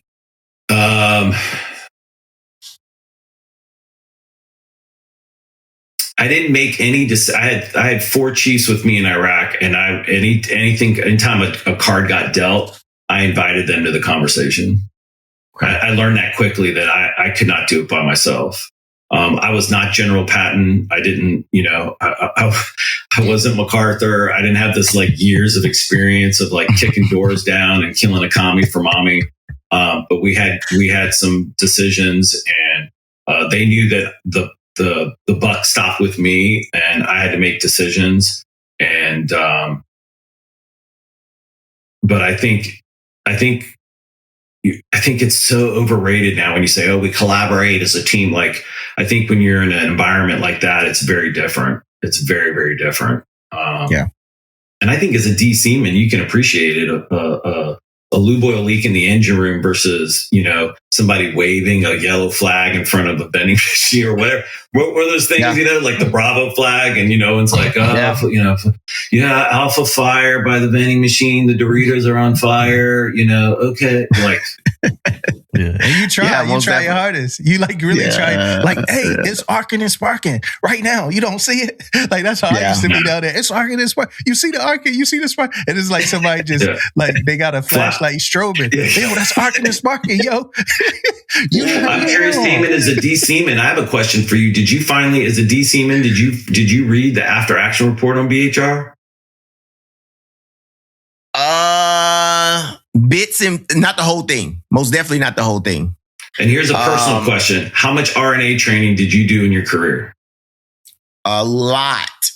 We did a lot of RNA training, but most of the RNA training stuff happened after a lot of things happened too, though. Right? It was like one of those afterward things, though. Yeah.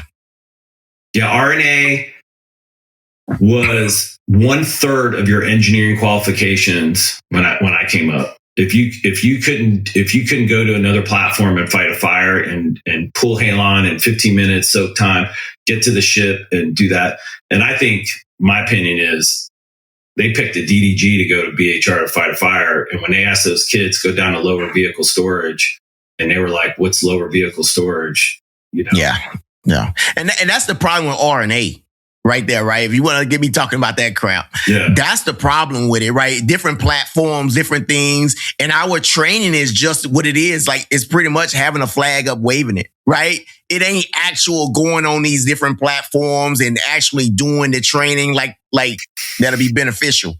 So that was the only problem I had with RNA. Yeah, we trained up. Yeah, we got a team together. But you send me to the BHR, I don't know. Like you said, lower V, upper V. I don't know what the hell. I'd be like, what the fuck is that? Right?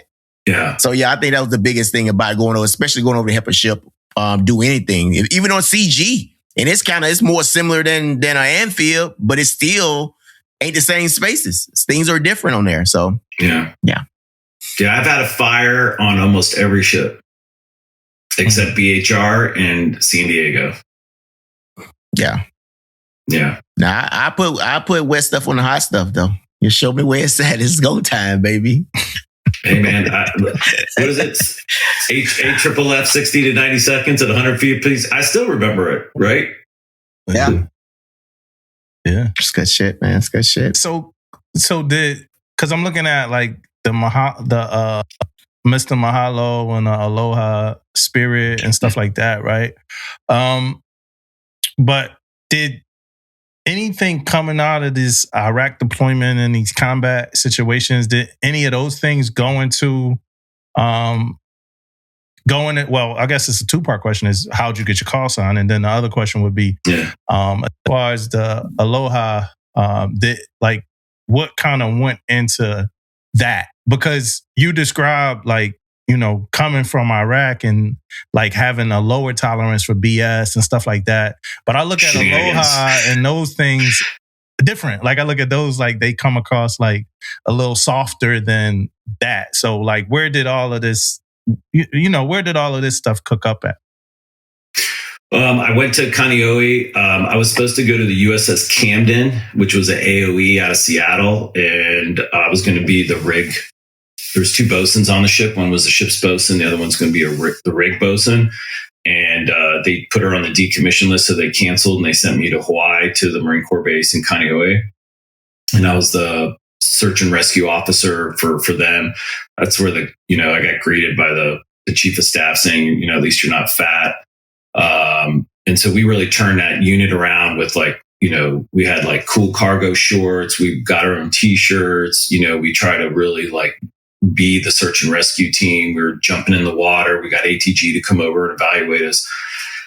And then when we do mission briefs, the pilots who really were funny, I mean, they had a little bit of an ego, and they would tell me stuff, and I would just say, Mahalo, which means thank you in Hawaiian, right? And I would just like, oh yeah, I'm going to do this, this, and this. And I was like, great. Mahalo. Like, thanks. Like, I don't need to know what, like, I don't really care, And so one of the guys, they just said, oh, call that Mr. Mahalo, dude. And so what happened was, it kind of followed me. And then I got to BHR, my master chief, bosun mate. He just took it to a whole new level. He just started calling me Mr. Mahalo. I had it on the back of my ball cap. It just kind of followed me everywhere. And like, if you call your cousin Greg, if you call him up there, he may not know me as Marc Tinaz, but you ask him like, oh, do you know Mr. Mahalo? He's like, yeah, I heard of that motherfucker. Like, what I'm saying? Like, it's just like carried it out. But what I will tell you, this was kind of funny or ironic is, we had a 3-star general come to the LCACs, and he was my ops boss in Iraq.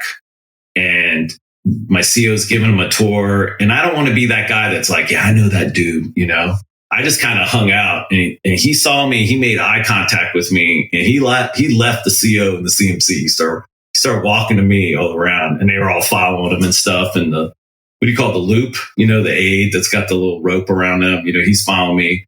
And he looks, I give him kind of salute. And he said, what do you do here? And I said, I try to do as very little as possible, because every time I do a good job, they send my ass to Iraq. He just started laughing, and he gave me a hug, and he said, hey, Mark, how's it going? And I said, it's pretty good. And he goes, why didn't you tell me you're here? And I said, it's not a big deal. And of course, my CO was like, how do you know him? Blah, blah, blah. And he said, yeah, Mr. Mahalo, this motherfucker did this, this, and this. I'm like, stop, And then he pulled me aside, and he just said, hey, how you doing? And I was going to some PTSD stuff. And I said, yeah, I'm getting some help. And he's like, good. He said that, I got to wait. So we talked for a little bit. And then he did a really cheesy move on me. We're walking, and he makes eye contact with my CO. He makes eye contact with him. And then he looks at me, and then he looks at him, and then he looks at me, and he says, if you need anything, and I mean anything, you contact me. Do you understand me, Lieutenant? And I was like, oh my God. And then he left, and he was all right. So then my CO was like, what did he say? What did you tell him? What did you tell him? I said, dude, he's just fucking with you, sir. And he's like, no, you said something. What did you tell him? And I was like, oh, man, I'm telling you, like those guys got a sense of humor, but I think sometimes they forget, like, it's a little uncomfortable in the end. But that's one of the gifts too, is having combat tours. There's a little bit of credibility when you talk to people. You say, that's, I don't know if I would do it that way. This is what I would do. And it helps out a little bit. But yeah, that was a tough tour, man. It was tough.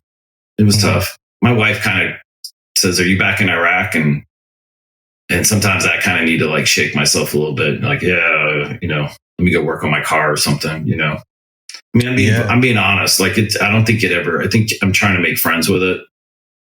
Mm-hmm. Yeah.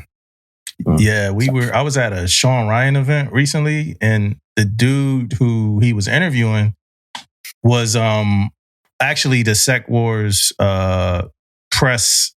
He was the Sec Wars PAO, right?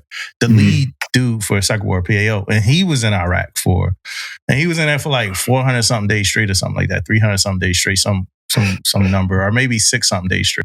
But man, the first question that Sean Ryan asked was like, he asked for a story from Iraq, like just something that happened.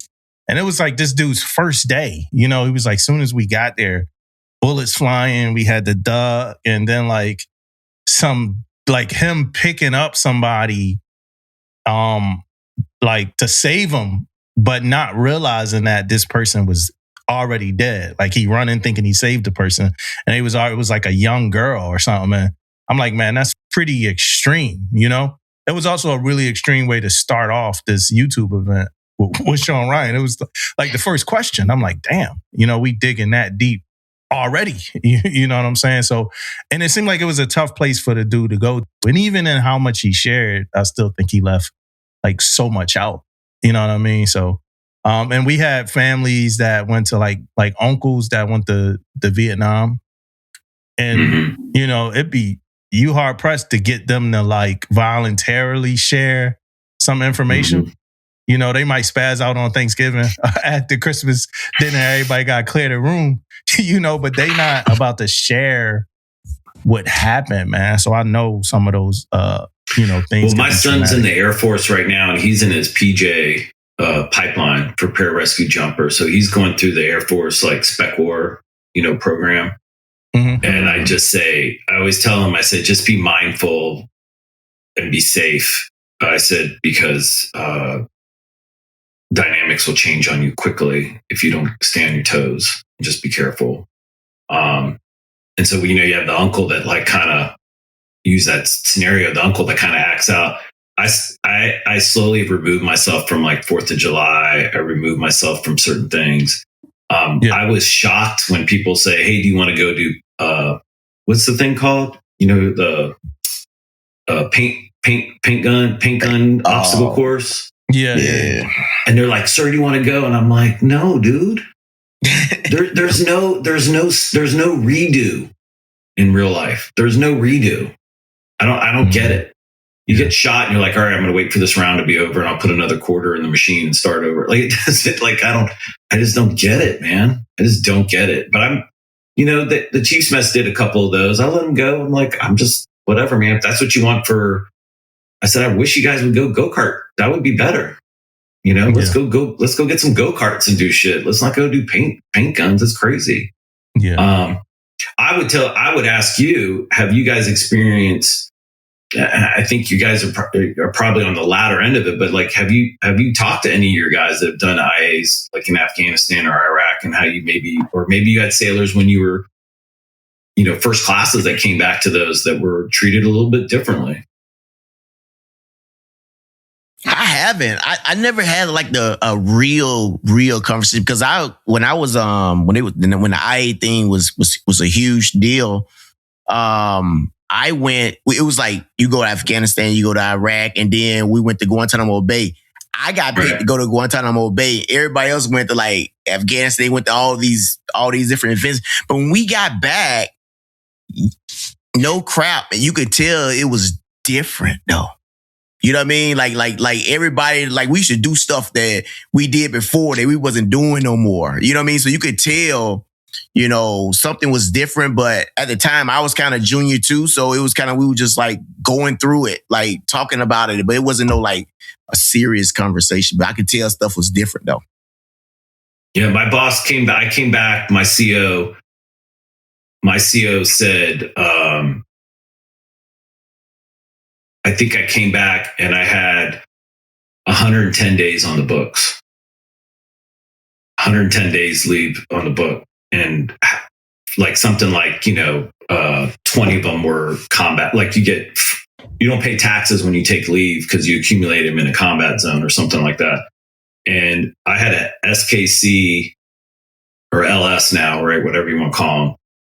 He was doing security forces in Afghanistan, and he came back and he bought a gun and he was standing watch outside his door at his front house. And he came home about a month before me, and he had told like, yeah, I'm ready to go back to work. I'm ready. His wife called the command, was like, you got to come over here and get my husband. Like, you know, it's like he's outside the window, he's looking. So when I came back, my CO gave me 45 days of leave. And then he gave me like the easiest job in the entire world. He's like, I just want you to decompress. You got to decompress. And I was very, very fortunate that I had a CO that recognized that.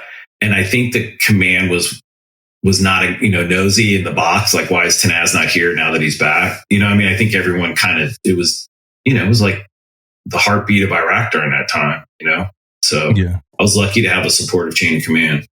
Yeah, and your CO was realistic and wasn't dealing with like this imaginary governing system for the decisions that like they had to make. Like you thinking about your people. Yeah. I hope you guys never have to experience it. I really do. I hope you don't even have to never have to exercise your CACO collateral duty, 3-ring binder that's in that desk where it's on the top of your shelf and you see it and it's there every day and you never have to open it, Yeah. I think the hardest, most recent one for me was, I've seen a few deaths, at the command, but I think the most recent one that was actually hard was when I was on the carrier. And somebody passed away who just so happened to be a sailor that was at my command. And I think they might have left, and it was in my division. I think they might have left about a month, like 3 weeks to a month before I got there. Whoever it was like, they just got off. They said they like just most likely finished like leave, right? They just done all their leave days and was like out of the Navy type, however this went down. But I never had a chance to meet the sailor. And he died in a car accident. And the way how he was found was because his iPhone did the whole alert the police thing or whatever the iPhone does, or the Apple Watch, one or two. But my sailors, like, to watch their emotional response, from this and the way that they were, it was I've never been a part of nothing like that. So it's like, all right, how do you, we talked about it on podcasts before, but it was like, how do I handle it? And I just did the real human thing, was like all the things that we think we should be doing today, we're not going to do that. Whereas hey, we think we doing quarters. We're not doing quarters. We think this happening. We're not doing this. I'm going to let my sailors mourn. Who wants to go see him? We even tried to get no cost TAD orders and try to make it like a commitment. That's the one thing we couldn't do. But, as he wasn't one of my sailors, because I didn't get a chance to meet him, my biggest thing was to just be supportive in the context of however I could be as their as their leader for the moment. Right. And I think we got it done. So kudos to that captain for just being human and understanding like, hey, it's grieving that has to be done here. Yeah. I would invite you guys to tell your chiefs too, and maybe you did this too, is I when I did my, my meet and greet with my brand new divos, is I told them, like, you're going to be in positions, one day where you're going to have to talk to a sailor and get an AMCROSS message and say, hey, your brother was killed in a freak, farm accident or DWI, and like he was minding his own business. You need to be prepared to do that. And a lot of these young divos, they go, I can't do that. I said, you're going to have to, and you're going to have to. And let me tell you, and I told my female divos too, I said, don't be surprised when they lurch forward and they want to hug, because they're going to see you as a female and nurturing. Now, are you going to play the card and say, hey, I'm an officer, you can't do that? Like, what are you going to do? Because that kid just lost his brother and he's in the middle of the ocean and he's trying to figure out, how am I going to get home? Like, what are you going to do? And a lot of them, they're going to be in that experience. And I tell them all the time, you gotta be, you can't just be a leader with the Divo notebook. You need to know your sailors and know what you need to get ready for. Yeah, and you did joint command, so I got like a joint command question for you, because what you just made me think about. My last command was, I had civilians working with us, right? And I could say this, like, I love that command. For whoever listening from that command, I love y'all. But one of my biggest frustrations was like, the policies and procedures are different for civilians than it is for sailors. So I've had a lot of times, like a lot. And then also it was civilian police, MAs and civilian DOD police officers who also have different, policies and procedures. So now it's different policies and procedures like 2 times over. My biggest frustration used to be, right, and I used to vent with my CO all the time. It used to be like, hey, like, that's how I used to feel. Like, hey, we're being restricted of our ability to lead the way we want to lead as the sellers that we know ourselves to be. And I used to get so frustrated with that. Like, hey, I can't just lead. I can't lead. Due to all this civilian, so many different separations and protocols you got to follow. You can't, like, it's things you can't do. Did you ever get hosed up in any of those scenarios in the joint kind of atmosphere where you was like, man, if I was just with sellers, I could easily just go and do this? Once, so it's funny because you talked about going on Liberty at Seal Beach. So I was at Seal Beach, and so I was part of the CONUS West division for all the ammo that you guys were getting, right? And then the other command was the base. But I had 9 as the XO. I had 9 sailors that worked for me just in that building, and then I had like 60 civilians.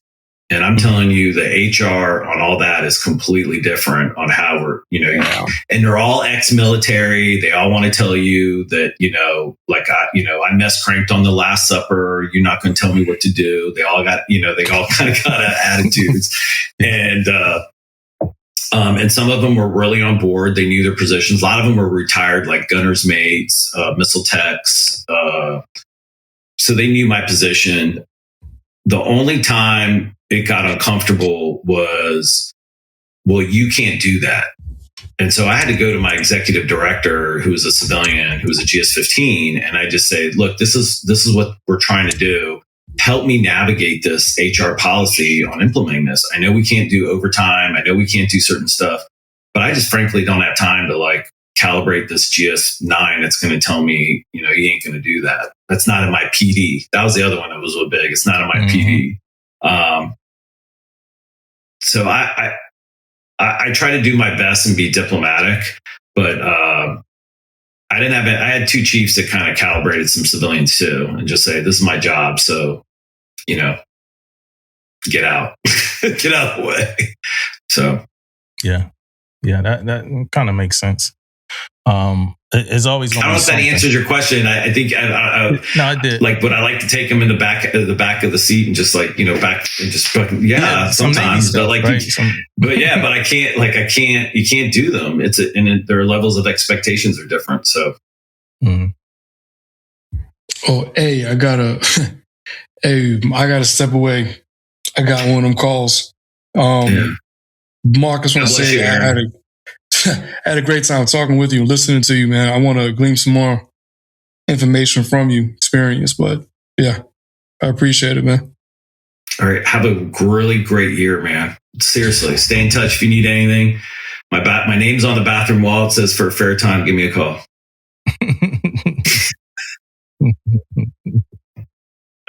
All right, bro.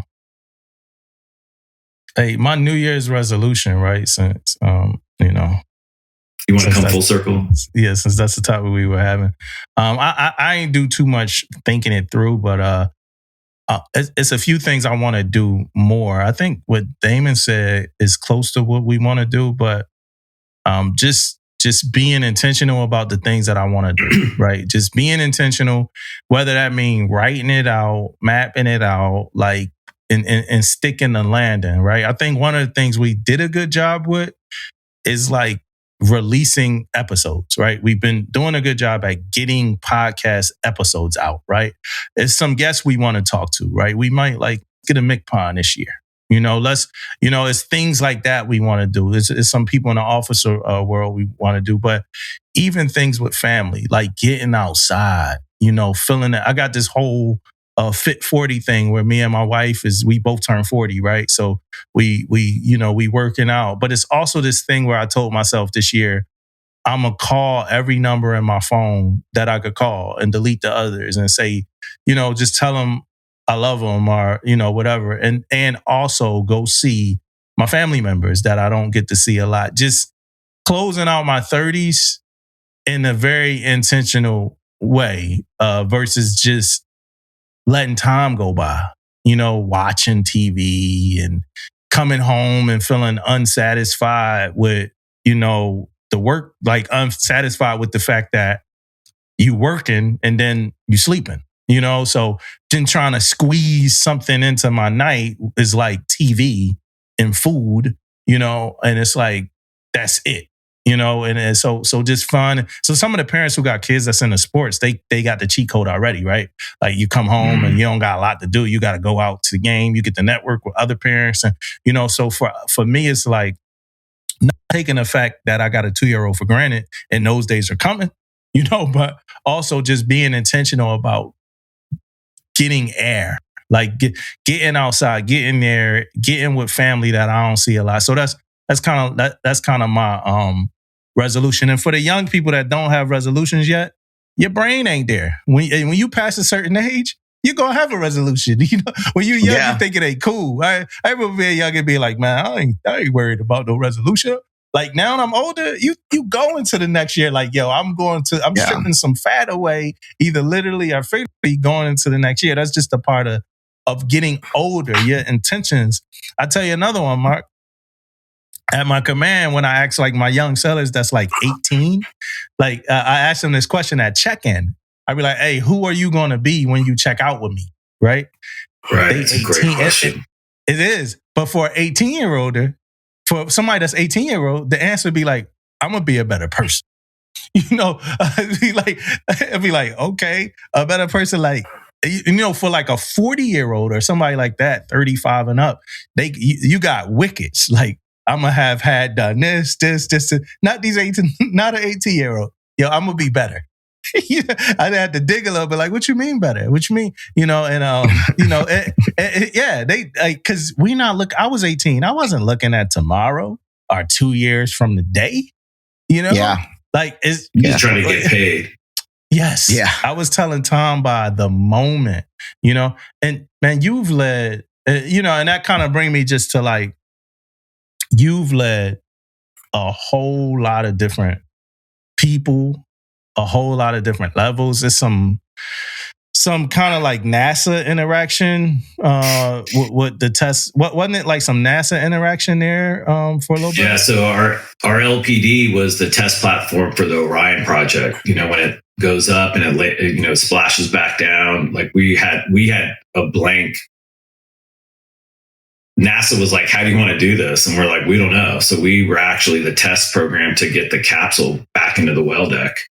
And then I think Anchorage, or maybe Mesa Verde, I don't know. I think they actually did it last year with, you know, full blown coming out of space. So yeah, diversity is like, you know, in your career, you know, I feel like the one thing I want to share with you guys is, you know, when you get a mentor, you get a real sea daddy, you know, they got to apply what they're learning. And the one thing, if you look at my bio, there's very few same types of ships. They told me, get to a ship, master it, leave it, go to another platform, master it, get out of there, go to another one, master it, get out of there. You want to be able to sell yourself that you're diverse and understanding different missions, you know, what each does. And the only one I really don't know are LCS. I mean, I struggled even to mentor people. Yeah. You straight. LCS, don't know LCS. Well, I just, So what's up? Go ahead. Well, my question that I was leading into was, what was the highlight of your time as chief? And then what made you like, so what was the highlight of your time as a chief, but also then what motivated you to go officer? So there are a couple of highlights, and I think you guys will get this because you guys are chiefs and you get it. And I remember doing CPO INDOC, you know, the mass chief would say, you're going to get to that place where the CO is just going to like look at you and you're going to be like right here. Right. Mm-hmm. And I was on Normandy and I had got the privilege to get the OD, and I was driving the shit out of that ship, man. Like I stole it. And we got into a place where there was just contacts. Like the OSs were like, are we on land? Because the radar was like, you know, it was just basically they had to blow it up to like figure out what's going on. And I remember he turned to me and he went like this. And I think he basically was like, get me out of this. Chief, make this happen. Can you make this happen? Yeah. And I think when you earn that privilege of just like, he wants help. And he was one of my biggest supporters of like, putting in my LDO package and I had a CMC that told me, I mean, I got to let you in on a little secret. You know, he said, do you know what the difference between an officer and an enlisted man is? You know, and I kind of came up with this like, oh, you know, like this, you know, he said, no, man, it comes down to this. An officer makes policies and enlisted enforce it. That doesn't mean that the chief's mess doesn't have a say in that policy, but like, if you want to be the guy where the buck stops with you, yeah, you're going to get paid, but the burden of responsibility is going to increase. And then part of that was I was doing a job of some divos, and I was like, man, they're on a better seashore rotation. You know, the pay is better. You know, I was like I was getting ready to put on senior chief at 11 years. Like I kind of wanted to move up. Like I was moving, you know, like I didn't want to be stagnant, but I love the fact as a chief, you get that vulnerability of like, can you just make this shit happen? And I've seen it with the EAL, you know, I don't know if you guys got your EAL letter on gas turbines, but I remember the CO going, I want to stay trail shaft, but I need 122 RPMs. And they'd be like, all right, sir, hold on for a second. He's like, you know, they'd be tweaking stuff and just making it happen because they can tell the admiral, like, yeah, I stayed or split plant, excuse me. They were able to stay at split plant without telling them to go to full power and the luxuries of that, or you being a train. I mean, I had chiefs that were like doing some great work where they were like carrying the weight of the command on them, and the CO recognized them and helped them get to their next platform. And that's the other issue. We don't have that anymore. We can't have a CO call a detailer and say, hey, I want this guy to go here. This is where he needs to go. Make it happen. It's not. You don't have those. You don't have that people's skill. I don't want to say it the wrong way, but influence is probably the better word. And I had the most senior CO. I mean, I had the guy that flew starboard on his ship. He was the most senior officer afloat. He told the carrier to move so that he can go to the admiral's change of command ceremony. Can you imagine telling a cruiser captain telling the CO of GW, move your shit to the other side of the pier because I want to be on that one? And you know what the admiral said? He goes, he's senior. Yeah. He was pissed. Got the tugboats out, moved them out on the other side of the pier, man. Damn. They don't do that anymore. Everyone's afraid to get butthurt. Yeah. Yeah. You talked about them also not doing the whole, like, putting the word in for people to get. Every time I hear somebody that's been in since the 90s, they first couple commands or some other command, it was like somebody was like, hey, come here. Come to this command. Come join me. And it was like they were able to do it some type of way. Like, yeah, so I reached out to the detailer and they put a good word in for me and I was over there. It's like, man, things like that don't happen as much. Hell no. You know, and I know it's due to things that got better, you know, and some of these systems like detailing got a lot better the way it works, but then you lost Did you guys have Link, L-A-N-K? Did you guys have Link when you came in the Navy? I don't know what that is. So Link was a quarterly magazine, which was basically advertisement to all the commands, to the whole Navy.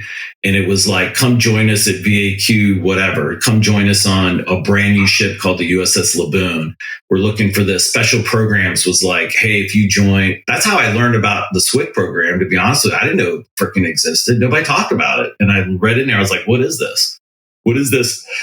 Patrol Coastal that's coming out. What is this? What's, you know, nobody even knew what, I'll be honest, man. I mean, I think it's cool that you're doing the ceremonial, but like, I didn't know they even existed, dude. I just felt like it was a working party at Arlington Cemetery. I didn't know where they got those people from. Seriously, I didn't know. Yeah. I mean, and that's a lot of things I think need to get better with that. And we've been doing a good campaign. Ceremonial Guard, we've been doing a campaign recently on social media where my seller's been doing like a get to know the guard kind of thing, right? Where now if you go on our Instagram, you get to see the different, because we got to recruit. We got to go to Great Lakes and recruit. So now let's establish a social media signature, you know, things like that. So hopefully more and more, and I talk about the guard on this podcast too. So hopefully we get more and more people knowing and understanding what the ceremonial guard is. It's a bunch of sellers fresh out of boot camp.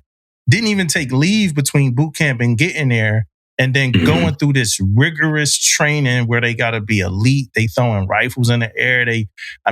We talk about PTSD, man. I got casket bearer sellers, right? The ones that, carry the casket. And Right. they didn't got horse manure on them. They didn't got the whatever fluids from the funeral home, from the person due to leaks in caskets on them, on there. These are young people between 18 and 22. And oh, by the way, it's only 9 to 14 senior people at the command from second class and up. So these E3 and junior sellers are in a lot of ways governing themselves in a lot of ways, through the training pipelines and programs. And they doing leadership jobs as E3s. Leading other sellers. They train each other. They the only ones that know how to do their fucking job. I don't, I have to learn. And if I learn, I'm learning it from them. It's a very unique command, right? And I always compare it to Lord of the Flies and say, hey, let's do what we do so we don't become, Lord of the Flies. And that's where leadership comes in. But for me being leadership is, hey, I want to make the track, and I want to kind of help with the safety lines in between. But you guys, y'all need to go. Y'all need to run MWR. I don't need no chief running MWR. I need a chief involved. That's my funds custodian. I need an officer. That's my MWR officer. But my E3 needs to be direct committee president at this command. That's just the way it is, I wanted to ask you, based on having a special program like that, I hope your E3, are they straight? Are they non-designated, or do they go to A school at all? Or are they undesignated seamen? Some of them. So it is an accelerated promotion for them to make E3. Some of them are undesignated. Some of them are undesignated seamen and undesignated airmen. Some of them don't go to A school before they go. It's certain, depending on what command they go into or whatever, what they are. Some of them don't go to A school before they go to the fleet. A lot of them do get a chance to pick that rate, and go to the fleet. I hope you have the opportunity to not only influence to help them with their rate, but I hope they get special programs like that. I hope they get orders to the platform, where they want to go. And then you, of course, you guide them and mentor them and say, now, if you go to Amphib, you're going to hump. You're going to hump a lot with these Marines. You're going to work. You're going to do this. If you go to Destroyer, you're going to, you're going to learn how to do missiles and air defense. But I hope that you can still be able, as a CMC, call the detailer and influence them, because they rate it, man. When you tell me that they have the coffin's leaking and they got to keep that face on, and they rate a phone call discussion to talk to the detailer and say, either extend him here for 6 months so he can get that A school, or get him let's work it out, because that's the stuff that has bothered me a little bit about some of the stuff in the Navy. They're not a number. I called my detailer after Iraq. You know what he called me? I say, hey man, I need to figure something out. He's like, well, it's really called dead time. And I'm like, really? It's called dead time? He's like, yeah, because we didn't know where to stick you in IA, so we calling it dead time. I was like, you need to call it something else, dude. You don't call it dead time. I saw these guys in coffins on the tarmac. You got to call it something else. Yeah. We fighting it now with the senior enlisted marketplace thing that just came out. At my command, my CO my CO picks all CACO, E7 and senior. My CO selects them. But with senior enlisted marketplace, it's challenging that, right? So now we are challenging that because and that's a mil-pers man that says that my CO get the pick. Ceremonial guard is since 1931. That shit is old. So it's a mil-pers man that says that my CO picks all E7 and senior. But now we got whoever saying that no, SIM takes precedence. No, we didn't think about ceremonial guard when we created SIM. Now ceremonial guard is telling you that. So now let's circle back and figure out what we need to do, right? And a part of that is we got a chief at my command that made first class through sim. So as soon as he got there, he's already picking orders to leave. And oh, by the way, he was already a guardsman before. So he's a return guardsman. So he already know the command. He already know what to do. He knows how to lead that mission set. But hey, he got to go for somebody who never been a guardsman and no kind of like discontent to the person, but so they could come and have to go through the training pipeline and learn this and learn that. Just because of the senior enlisted marketplace needs to put this person in this billet. And this ain't the first time I brought this up on this podcast. But no, you guys have a tough job. All of you, but both as Master Chiefs, I know that there's probably red tape where you guys get together and you go, man, you go back to my sign, right? You can't make this shit up. Like it's just like you're trying to put a square peg in a circle, and they're telling you. You're telling you can't do it, and then they're saying, well, you're not really applying yourself. It's kind of like, come on, dog. But I hope that, you guys continue to mentor your chiefs, your divos, even your young LDOs, your warrant officers. You have a variety of experience. This is my one tragic story I'm going to tell you about a CMC is, I'm not going to tell you the ship, but he got on the 1MC and he gave the announcement for the E6s who made chief. And he said the following people, congratulations to make chief. And it was just kind of weird. And then the IVIX system on the ship, where you can like call in and use it as a 1MC. You heard it, and it's that click. It's a very distinct click noise from the CO's office. And he said, Command Master Chief, CO stateroom. And about 5 minutes later, executive officer, CO stateroom. Chief Master at Arms, CO stateroom. And the CO said, I have to do NJP. I have to do the hard work. And the little victories I have is to announce advancements. And you took that away from me. And so he relieved the CMC. Damn, he relieved him? He relieved him. He sent him over to the squadron. He said, you're not ready to be a CMC. You didn't come see me. You didn't talk to me. You took it straight out of the message traffic, and you felt yeah. And so he said, what's next? Damn. And that was 2000. That was 2003 or 2004. And they use that at the Senior Enlisted Academy. Be mindful of what your position is.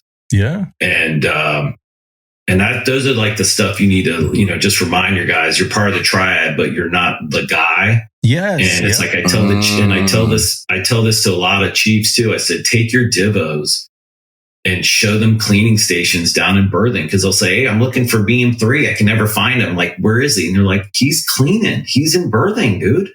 Like, you go to your stateroom, you close the door, you put your earbuds on, you listen to your music, you got your own private laptop, maybe your roommate comes in there, maybe you hide out and you take a nap, no one can find you. These guys are grinding, One of my biggest pet peeves was I told my first and second divos on the amphibs, I said, if you're not on watch, you're on the forecastle.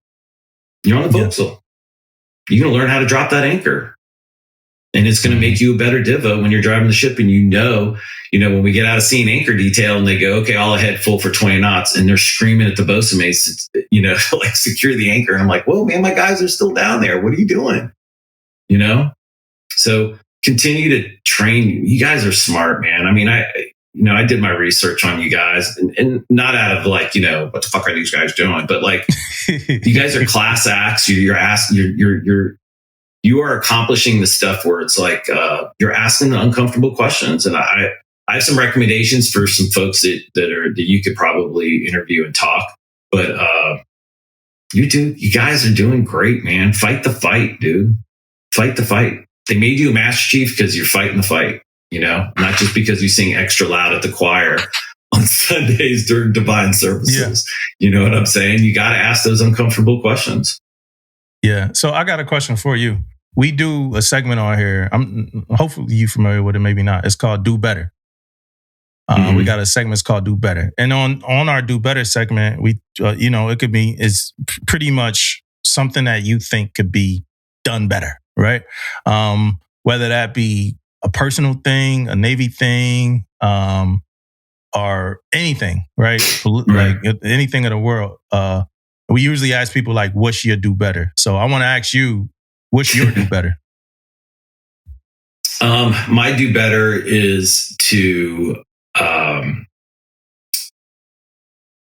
still be a better parent to my kids. You know, I'm finding, you know, you got a 2-year-old, you're going to find out that they need just as much mentoring in their 20s and 30s to navigate this minefield we call life, and be more loving, be more caring, be really supportive. My son's active duty. You guys are active duty. You know, I just share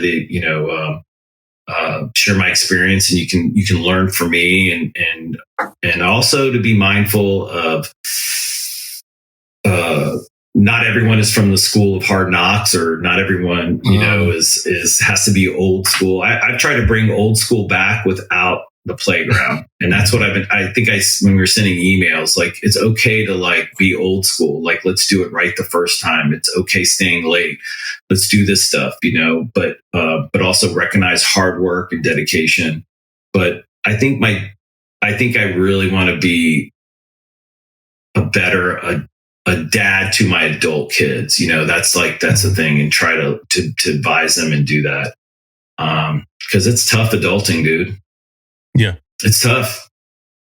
Yeah, it's different than it was for us. And I think the influence, like I got these 2 girls that are probably, you know, they're absolutely beautiful. One's married, one's not, but you know, social media influences these girls harder than they do guys. And, you know, I try to be understanding of that, and remain grateful, have an attitude of gratitude.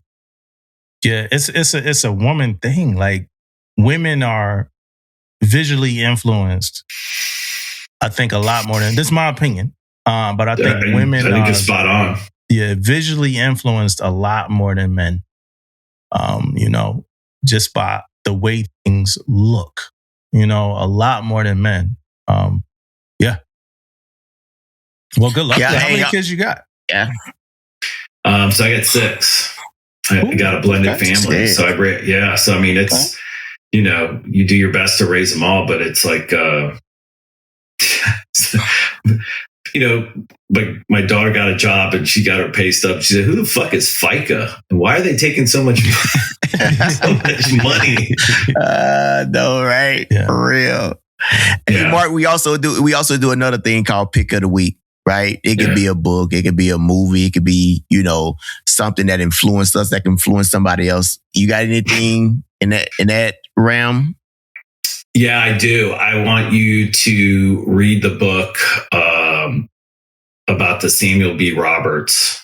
And it was written by the CO. It was hit a mine. And Damon, I think you're going to love it, because there's some damage control shit in there that would blow your mind. I mean, literally, like, be holy shit balls. And the hero is the guy that goes to NJP the most. And it's an amazing story about a crew fighting for their life, and they're fighting for their ship. And I'm in awe of what they did. In fact, just to give you a little tidbit, I know on your DC side, because I know it's getting your juices flowing when you hear damage control, is the ship's already sinking from having a hole in the side, right? And they're adding more water to flood it because they're trying to put a fire out. And so finally the engineer has to come up with a plan to stop using water to put this fire out to save the ship.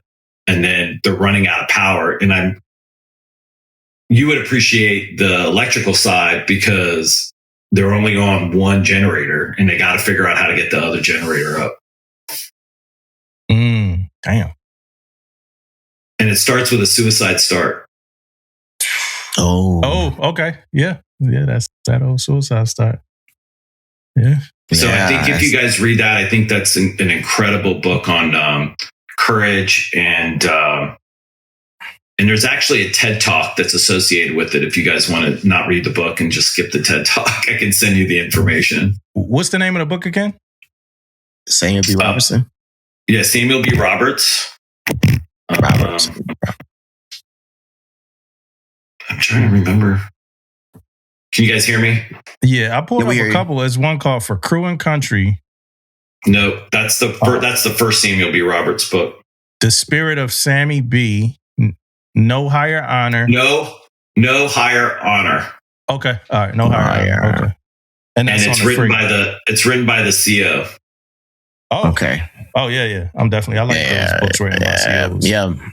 No Higher Honor. And then I can send you guys the link for the TED Talk, and that's about 30 minutes. And you could probably do CPO training one day and just run that for 30 minutes. Yeah. And I think it'll keep your mess captivated. Yeah, I would love it. Yeah, I think even if you give it to your junior guys, they'll dig it. But I think you'll fall in love with damage control. You'll fall in love with suicide starts. You'll fall in love with the NJP cases. It's good stuff. Yeah, thanks. I appreciate it. Yeah, most definitely. Yeah. Most definitely. Well, hey, Mark. Hey, we've been going for a while now, man. I know, man. I'm sorry. No. That's good. First off, I want to thank you, man, for coming on, talking with us. 33 years, a lot of knowledge. We probably could have went 3-4 more hours. You right? But again, man, great conversation. Anytime, man, you want to jump on anything you thinking about, that's something that doesn't came up or whatever the case may be, hit us up, man, and we can get on and talk about it, man. Yeah. Thank you so much for the opportunity. You guys are, it's just been a pleasure, and I'll be praying for you guys and your sailors. You know, they, just because I left, someone else took the watch, so I might as well pray for them, right? Yeah. Yeah. And if you ever need help with retirement, this is why I tell people, don't be a douchebag. Don't be a douchebag. Just ask me the questions, and I share my information freely. Yeah. Yeah. And I know that's appreciated. What I want to tell you is this, man, this one of the easiest episodes we were able to do just with the conversation flow. It no reason I had to go through a million, just great conversation. It's the way we're going to do it. Another great way to start off the year. So thank you. I appreciate it. Thanks for reaching out. I know it's a lot of your personal journey that we didn't even get to cover, but we're able to just have so many great conversations. So, it's definitely, one, I'm glad we starting out the year like this, the energy I want us to go through the year with. So appreciate you. And you could come back whenever. like you could come back whenever. Yeah. Just send me the invite, and I'll put my hearing aids on, and we'll make it work. Yeah, most definitely, man. Most definitely. All right, y'all. And for everybody, we still on the energy. Have a great year. Have a happy new year and a great one. Great year. Mississippi, stand up. All right, peace out. Go Bears. Trust me.